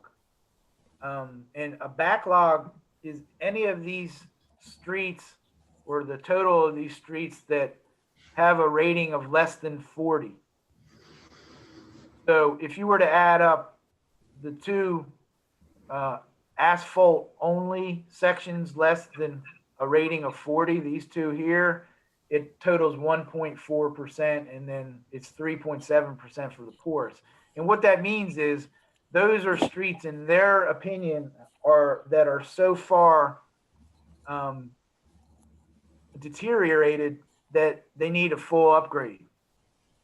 So it's not like we can do some sort of any kind of mill and overlay or microsurfacing type maintenance to extend the life of those streets. They need to be addressed. What they're saying to us, though, is that the ones that they're most concerned with are falling into these categories of marginal and fair, because they don't want those streets to deteriorate over time to fall into the backlog categories of below 40, the poor or very poor. So, stay tuned as we move forward with our maintenance schedule recommendations that, we probably will look at addressing some of these streets that are in the marginal fair category before they deteriorate into a worse category that would cost the city more money. Right. Where do we have porous streets other than Bay Avenue? So you have Bayview Avenue, Odessa Avenue, Nebraska Avenue, Iowa Avenue, New Hampshire Avenue, and a small portion of Rhode Island Avenue. Okay, so you're going to go Yes. back to the contractor and talk with them about how they're rating porous streets. Yeah. So that You might know, go ahead. shift some of this. Yeah, what I want to find out from, like New Hampshire Avenue, it's a porous street that we installed in 1992. Now, if you go down New Hampshire Avenue, I don't think you're going to notice that it's structurally deficient, and it's still operating well in terms of its porous capability. But I want to see if, like, some of those older streets that are porous, lent itself into why this rating's a little bit lower than Yeah. the regular asphalt. Thanks. Will you update us on that? Yeah, oh yeah, definitely, yes, definitely. Okay. So the last thing I wanted to show you on this was what we're going to eventually get at. This is preliminary. This isn't final. And this is what they're coming up with. And let me try to explain it. It's not that difficult. But if the city were to fix every street over the next 5 years, it would cost approximately $10.5 million. Are you game for that? I don't think we're ready for that. Now, Is that a motion? Yeah. The point is, their point is that if you address every single street, you'll get your pavement condition index way up here over 90. Right. So you will have addressed everything and your streets will be in excellent condition. Obviously, that's not reality, but they always put that in there so you get a sense of that. Right. And then they gave us, and this is another thing I need to dig in with them a little bit, is if you recall, the backlog was 2.4%, those streets that were less than 40 pavement condition rating. If you want to maintain that current backlog, they're talking about spending $640,000 a year. And that's what this red line is. And at the end of that 5-year period of time, it would be a 77.4 citywide pavement condition rating. I've got a little bit of a problem with just the 5 years, although they say that they don't like to go out any more than 5 years. So I need to talk to them about that. You know, in the past, if you look at the old schedules, we've identified streets that we wanted to address 7, 8 years out. They're talking about addressing streets that need to be addressed over the next 5 years. So I want to talk to them about that part of it. Maybe from a costing standpoint, though, they're not comfortable with the cost of materials that far out. Yeah. Right. And is it also because most capital project budgets are done in a 5-year increment? Probably. Both of those. And then also out beyond 5 years, you get into issues of streets deteriorating, which will change the analysis. Right. And let's not forget, they want us to bring them back in. Yeah, right. Yeah, true. So that was, you know, that's sort of to maintain the streets where they are now, with that backlog of 2.4%, but it does increase your overall condition rating. I'm not sure, didn't get a chance to ask them why they're recommending this budget of $445,000 per year over the next 5 years. Let me dig into that. It's just a little, you know, it doesn't address it as much as maintaining the current backlog. It increases the backlog of streets. So you have some of those streets that are in the marginal or fair category dropping down into the poor categories. So this was to keep the pavement condition index at 72. That increases the backlog to 4.9%, and that's a estimate of $366,000 per year. What I gave them was, just for kind of giggles, was a $250,000 a year budget. You know, this is all council's decision, but I wanted to give them something to go by. And if you were to go with $250,000, you would increase the backlog, but you pretty much maintain the pavement condition index average across the whole city at the same as what it is now. And then there's the black line of what, you know, if you do nothing over the next 5 years, you can see that your pavement condition index drops down to 61 or 62. So I don't want you to make any decisions based on any of this. I basically wanted to present it to you to get your minds thinking this way, because when we come back to you the next time, it's going to be more finalized and I'll be able to give you a lot more detail street by street as necessary, and also about these numbers and the costs. Right. I think it's also important to note that these are average numbers that you would budget annually, and we have some streets that would considerably more. For instance, Ocean View Boulevard, we know that's around $1 million based upon your estimates, Charlie. So these numbers are an average number, just a hypothetical number, so that if we were to tackle Ocean View, obviously you'd have to budget considerably more in an annual year, or budget over 2 years. Yeah, that's a good point. And it kind of goes back to what Andrew was talking about. They did street by street, but they also did street segment by street segment. Okay. So I need to look at, like you're saying, Mayor, I don't know how many segments they broke that Ocean View Boulevard length of road into. I don't know if it was 2 or 3 or 4 or what. I need to look at that yet. We need to look at that. Yeah. This is a good preliminary start. Obviously, it looks like it's going to be very useful data. Yeah, good tool. Yeah. Directional data. Okay. Any other questions on this? Not, I think we should probably move on then to the Canal Front Park dock study. Okay. This study hasn't started yet. We just started talking about it with Anne Marie a couple weeks ago. So what we're looking at doing is a complete structural condition survey of both the Canal Front Park docks and the city dock and the kayak launch boat ramp docks that were installed, 3 years ago now. And the study would include looking at the piling for the docks, the framing, the decking.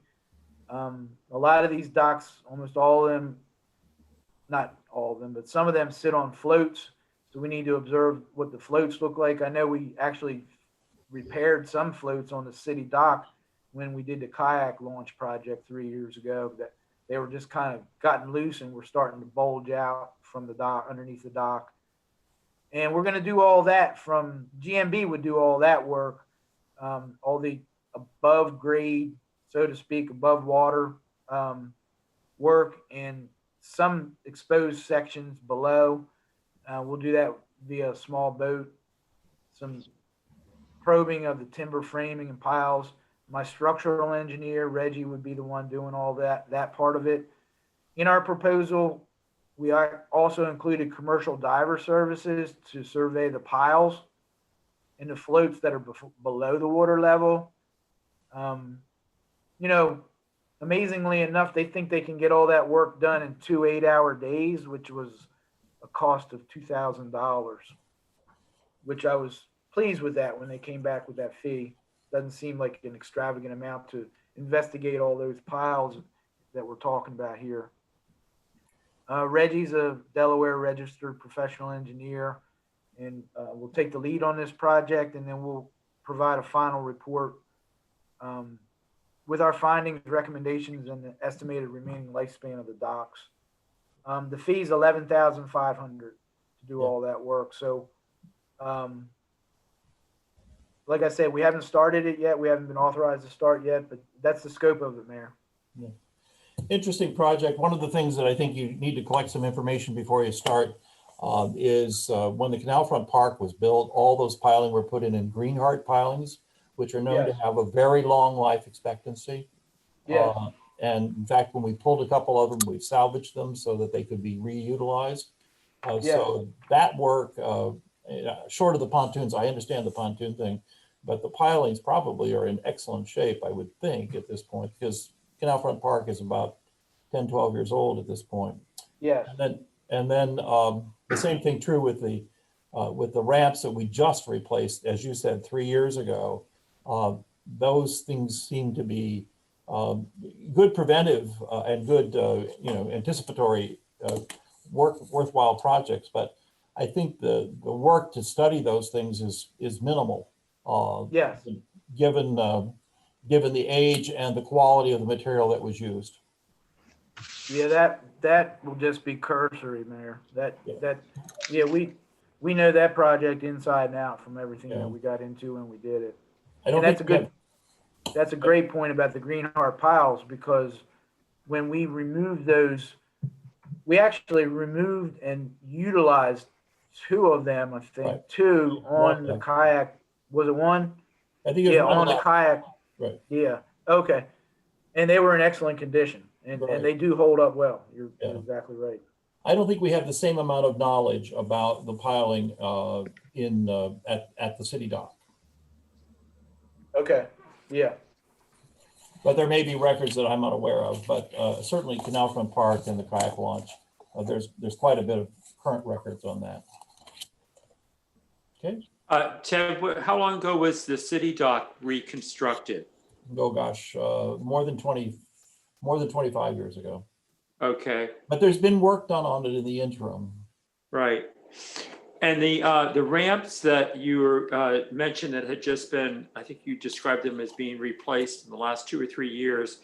Is the material on those ramps a synthetic deck material? No. No. It's metal. So the surface Yeah. that you walk upon is actually metal too? Yeah. Oh, I know the frame is metal. is it all Okay. metal, Charlie? Well, now I think maybe some of I'm it's decking. guessing myself. I think some of it's decking, salt treated decking, if I'm not mistaken. Yeah, we got that. You're right, man. I'm sorry. Sorry, Tim. Yep. Okay, no problem. What I was going after is if your contractor, if there's any kind of maintenance that should be done to that, preventative maintenance to extend the life of that surface, if those recommendations could be made, that information made available to the city, that might be helpful for us to extend the life of those ramps. Okay. If you'll recall, those ramps were replacements for things that had been in place that had been put in place by the state when the boat ramp was still there. Uh-huh. So that boat ramp, the things that were replaced were probably more than 35, 40 years old. Right. Yes. Bad shape. Bad shape, yeah. Ted, in your line of questioning, are you inferring that this study it may not be necessary at all, just given the age of things, or are you just questioning the one component of it? I think the city dock portion is really worth looking at. Okay. And it's worth looking at the pontoons. I'm not sure to what extent we really need to look at the kayak ramp, being it's only 3 years old. I think a cursory look, as Charlie suggested, but I would just, I don't know if Reggie has all that information, Charlie. And I would look at, is this $11,000 really warranted for work that is that new? Gotcha. Okay. Okay. But Charlie, this is all hourly, right? It's Yeah. Actually, no, it does say a lump sum fee. Yeah, Oh, it that's does. what I Okay. thought, yeah. So we might want to change it to hourly. Do we want to relook at that?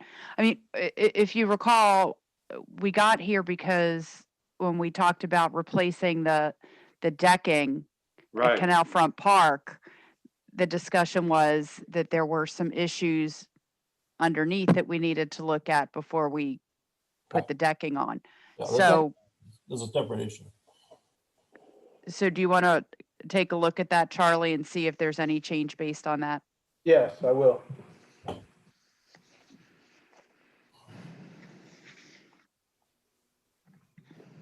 Okay. All right, any other questions about the Canal Front Park City Dock project? Okay, and moving on to priorities for the FY22 capital projects. We've bantered around on several things that and several things will come up. Obviously, the police department and others will come up as we get to capital projects. There's one project that I would like to see us do as a bid alternate for, assuming we would go ahead with the finishes in the with the bathrooms at the Rollins Center, and that is when the trailhead was built, the flooring in there was just an epoxy floor. We're looking at, I think Charlie's looking at some other thing, or Morgan as well, looking at some other finishes, more of a resin type floor. If you haven't had occasion to use the restroom at the trailhead, the epoxy finish is not holding up well at all, at least in the men's room. I haven't obviously been in the ladies' room, but there's quite a bit of wear there. I would think whatever finish we might end up looking at for the for the Rollins Center might be looked at as a bid alternate for the trailhead.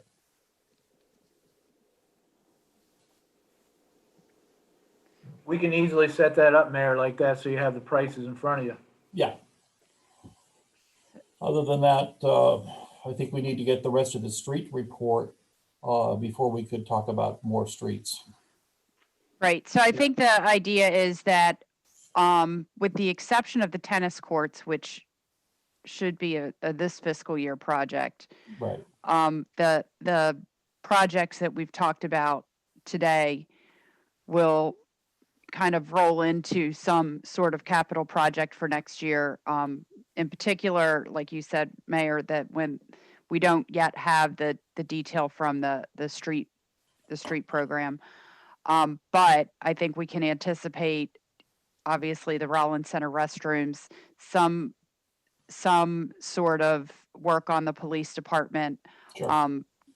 Canal Front Park dock, depending on what comes out of that.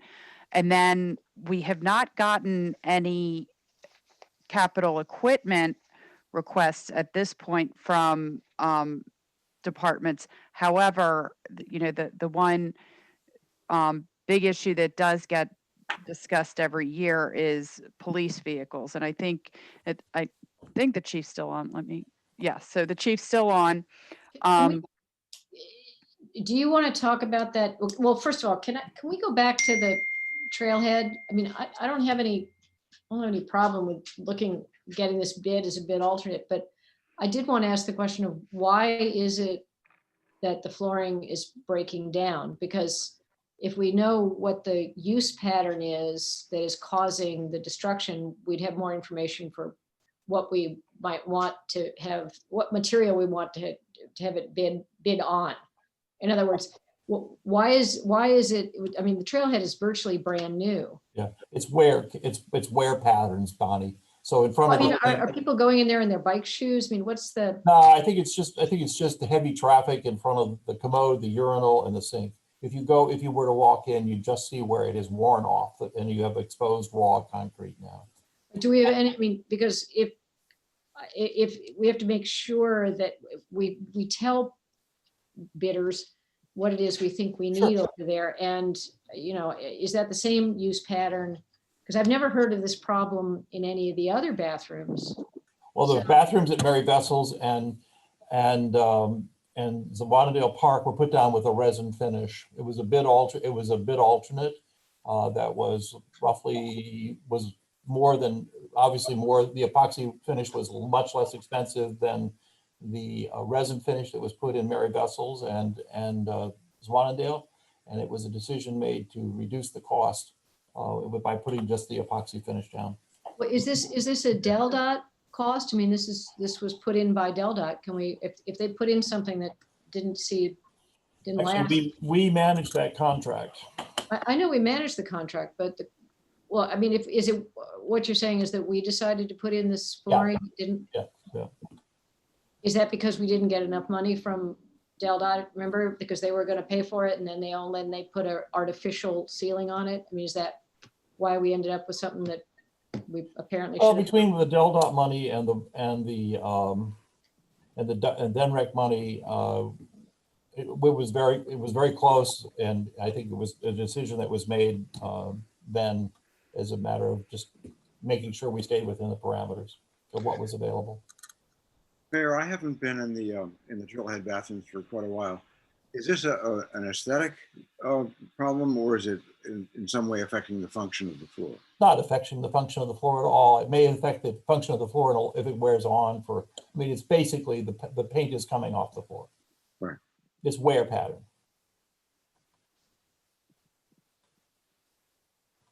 Morgan showed us, dropped off a brochure, which is here in the office. I would encourage you to take a look at it. Apparently, it's something that was put down in Seaford in their police department several years ago. Charlie, do you remember the date? What was that, Mayor? How long has that finish that Morgan was talking about been down in Seaford's police department? Do you recall? Probably. I don't know, Mayor. Okay. Anyway, sorry. considerable length of time, and I think it's $7 a square foot is what she quoted it as. Yes. Anyway, we could come back to it. It's just a bid alternate. I would like to see is have Charlie give us a bid alternate on it when we get to it. We don't, we can look at it later. Okay, does that answer your question, Bonnie? Sort of. Okay. All right. I think Anne Marie raised the question and the chief is still on regarding the vehicles. You want to talk to us about this? You sent out some things yesterday, chief. You want to talk to us about this? And let me just set the stage. If you recall, there was a vehicle originally budgeted for this fiscal year, and we have not moved forward with that purchase. We've used the county grant funds at this point for some other costs. Okay. Chief, you're on. Yeah, I was just going to say that was my opening line. Actually, was that we did have the county grant, 30 grand towards the purchase of a vehicle, which was put on hold. I sent out. We did a lot of work and did some fleet projections, current and 1 and 2 year projections. Obviously, I'm trying to set us up for future success. I think we owe it to our employees and our citizens to have safe, reliable police vehicles. Also shows a good commitment to our employees. And, as you can see from the studies, police cars are obviously different from civilian cars, not only in, accessories, but purchase cost and the mileage also adds up a lot quicker when you factor in idle engine hours. If you look at the 1 year projection, without a new police car this year, it looks like I'm probably going to look for 3 next year, because we'll have, 4 that are, 70,000 plus, 2 that are closer to 90,000. And it's just old, too old based on my, for routine patrol work and to have a guarantee of not having, huge maintenance and repair costs. So Chief, I have the Lewis PD Fleet 93020 on the screen. Do you want to talk through that one, or would you prefer I put the other one up?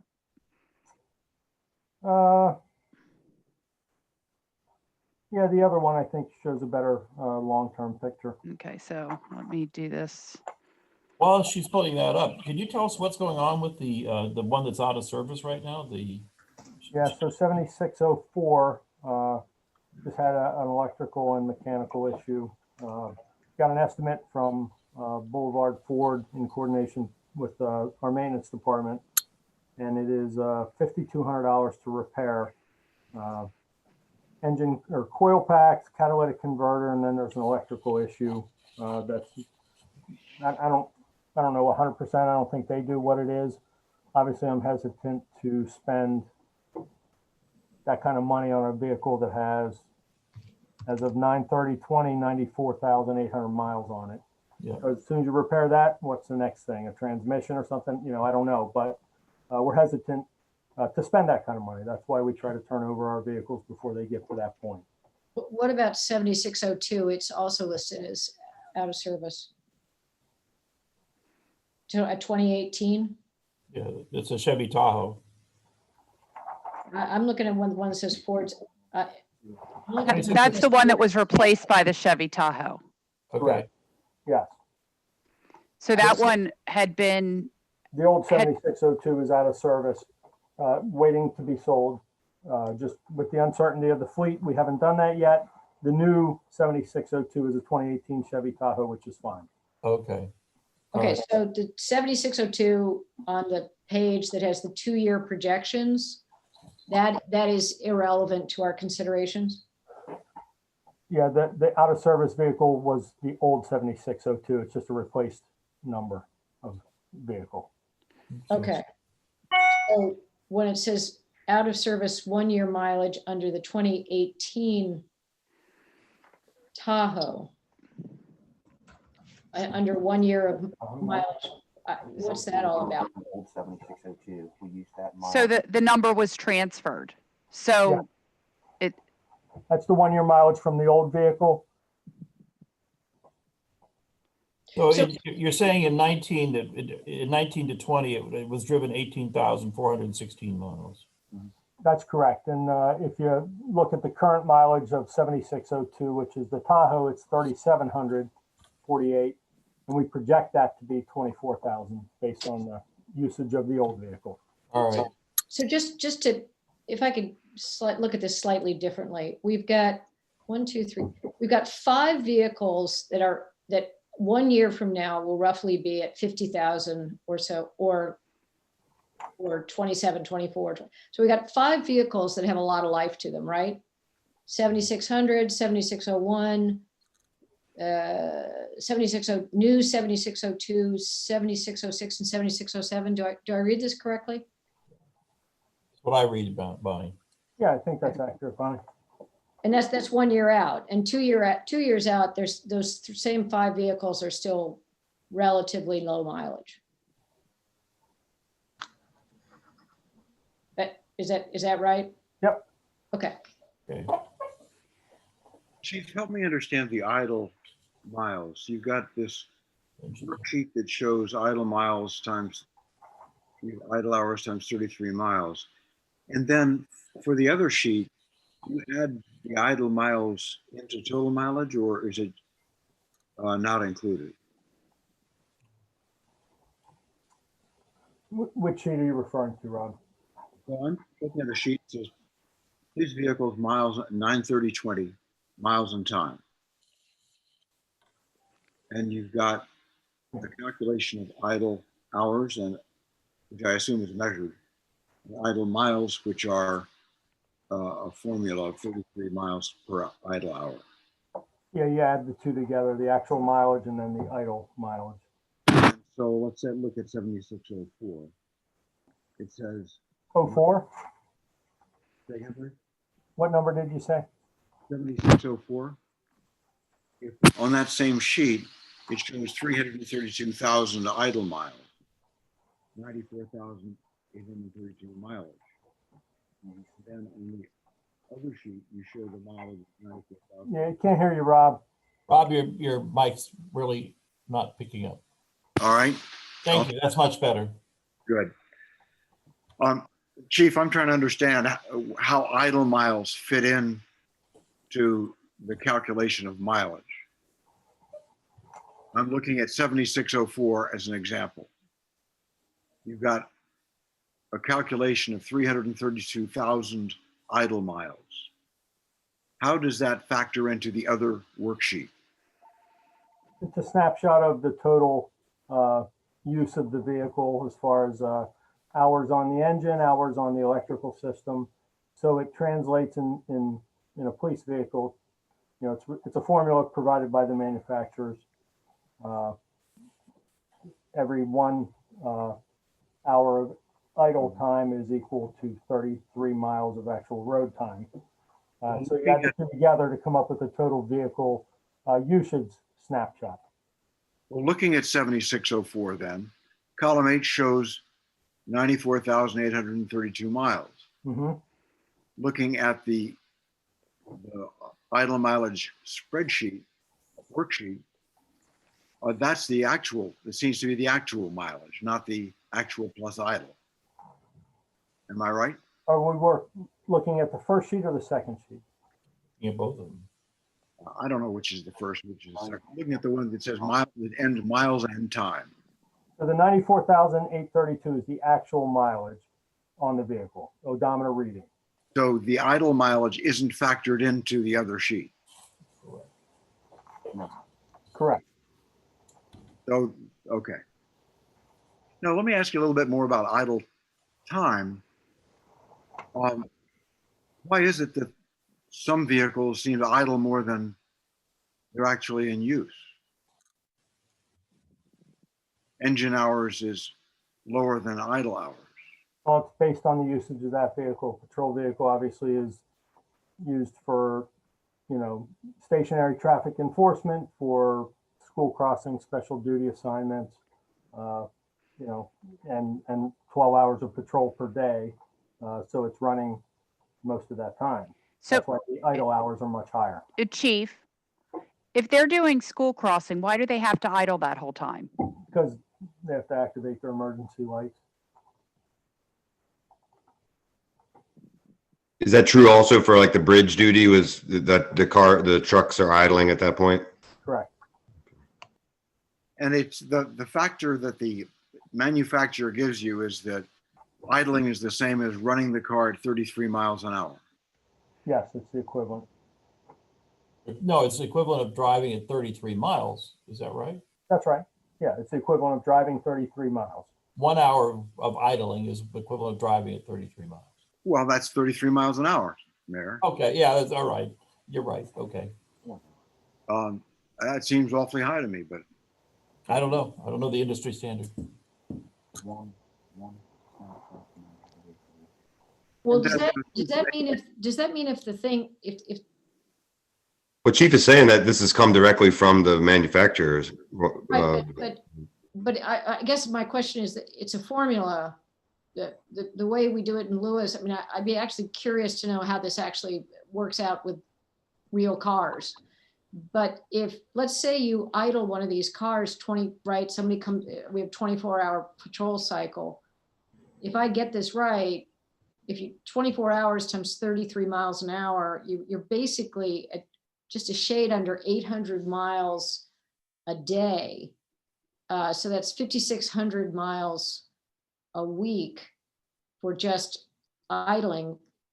I mean, I guess you subtract some for when the car is actually moving, but at that rate, I mean, you're going to get up to a very high imputed mileage mighty quickly.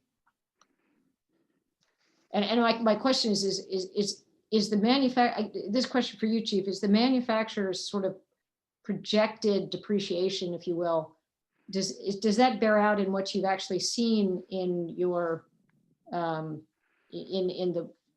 the cars that have had to be, the patrol cars that have had to be retired? Yeah, I mean, we, obviously we don't want to, we want to trade it in when there's still some value on it.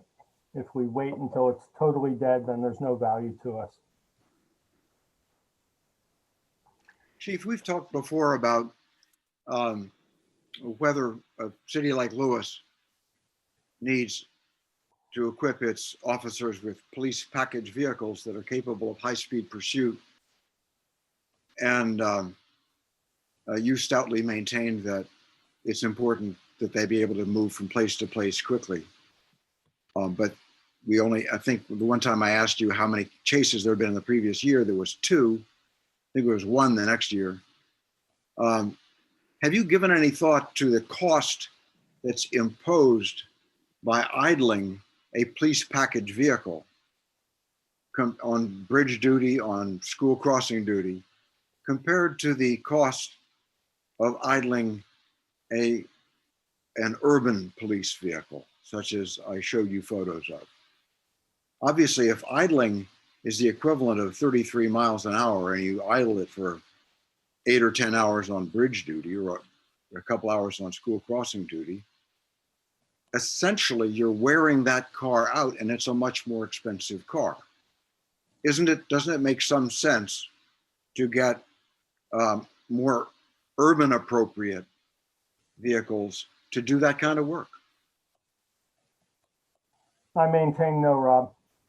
A police vehicle has a variety of safety features on it, increased suspension, handling, steering, electrical requirements. They're not just used for police pursuits. Sometimes we got to go fast to get to medical complaints, CPRs in progress, citizens in need of help. We use them for a variety of things. An electric car that would fit our needs would probably be very comparable price-wise. I just have been unable to persuade myself that the cities that adopt fleets that have a substantial component of much more modest vehicles are stupid. They also have a much larger fleet with which in Lewis, if we have one or two police on the street, they're dedicated to police services. In a larger agency, they're going to have a variety of policemen out there designed for different things. We don't have that luxury. When you go from place to place, let's say to respond to a medical emergency, how fast do you go on city streets? I don't know, Rob. It depends. Well, I would think that any modern car could go as fast as you would want any officer to drive on our streets. Yeah, I disagree. I don't think it has the requisite safety features that we owe it to our employees and to our citizens to have on that car. So I disagree. What safety features are there besides hot brakes that can withstand? Impact rating, brakes, steering, suspension. I mean, I've provided that list of what is in the police package vehicles. I remain thoroughly unpersuaded, Chief. Okay, I I save understand. money on your fleet if we don't invest in these so-called police package vehicles. Just don't confuse police package with police pursuit vehicles.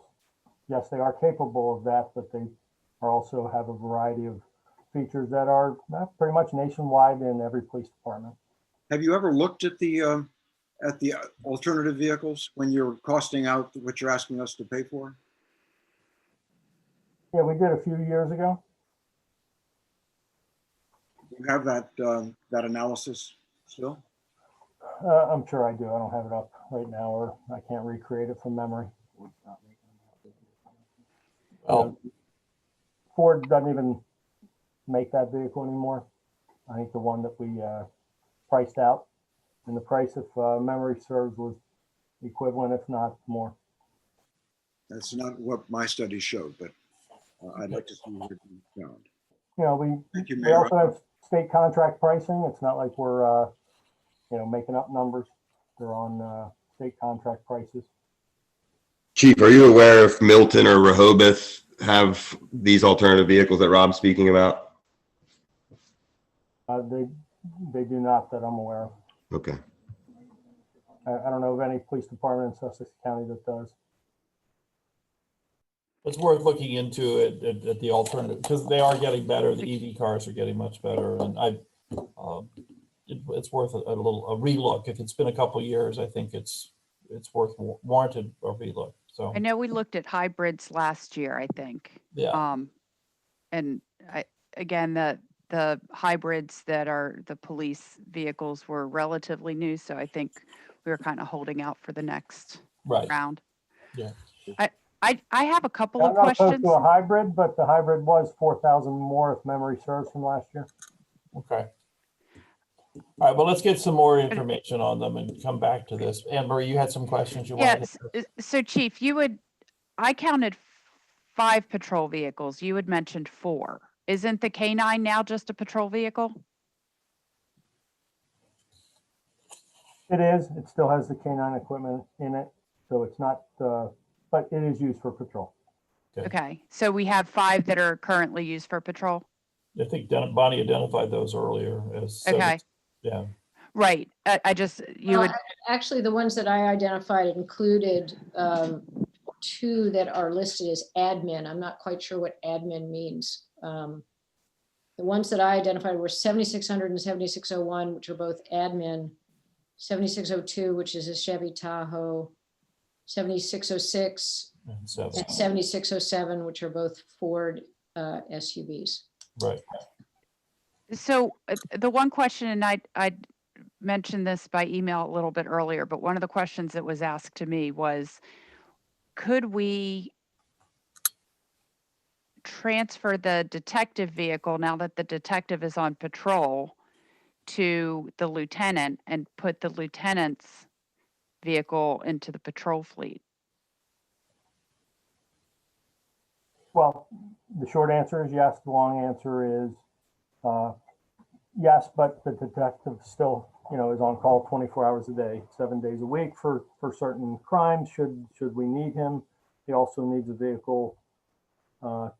He's up and down the state probably half a dozen times a month, transporting our evidence either to Wilmington or to Georgetown. To equip the lieutenant's vehicle It's about a $4,000 expense to get it patrol ready, because obviously there's no need for that currently.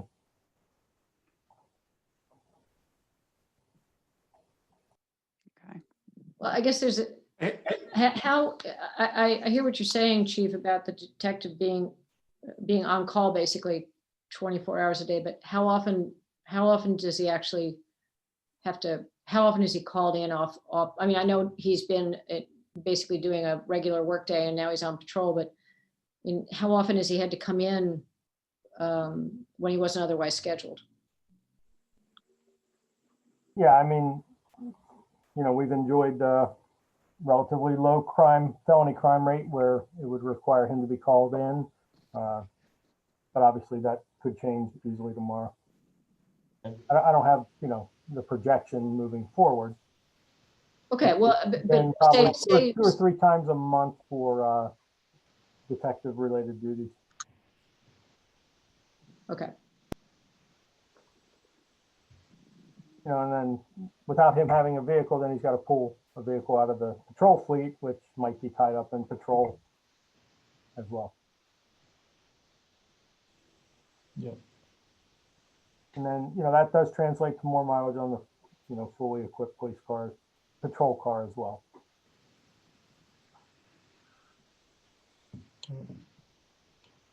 Any other questions or comments at this point about this vehicle inventory? No, but I'll have to tell you, I'm a little bit brain dead. I'm not ready to. Yeah, I think we all are getting there. It's been 2 hours. It's over almost 2.5 hours that we've been at this. I think everybody is getting into that point. I think we need to come back to this at this point, unless there's somebody. The only additional comment I would say, Mayor, is I'm looking 8 to 10 months lead time from order to on the road. Okay, that's helpful information. 8 to 10 months. Okay. We so noted. Thank you. Well, we'll have it. Hopefully, Charlie will have his inventory of the street thing information analyzed and be ready to present it to us within the next month or so that we can come back to this and also set aside time to address this vehicle issue at that time. That sound reasonable to you, Charlie? About a month out, do you think? You're muted, Charlie. Yeah, give me 5 or 6 weeks, Mayor. Okay. So sometime right after Thanksgiving or perhaps early December? Yes, please. Okay. Right. So do we want to go ahead and schedule a meeting for early December? Just because once Thanksgiving happens, everything moves quickly.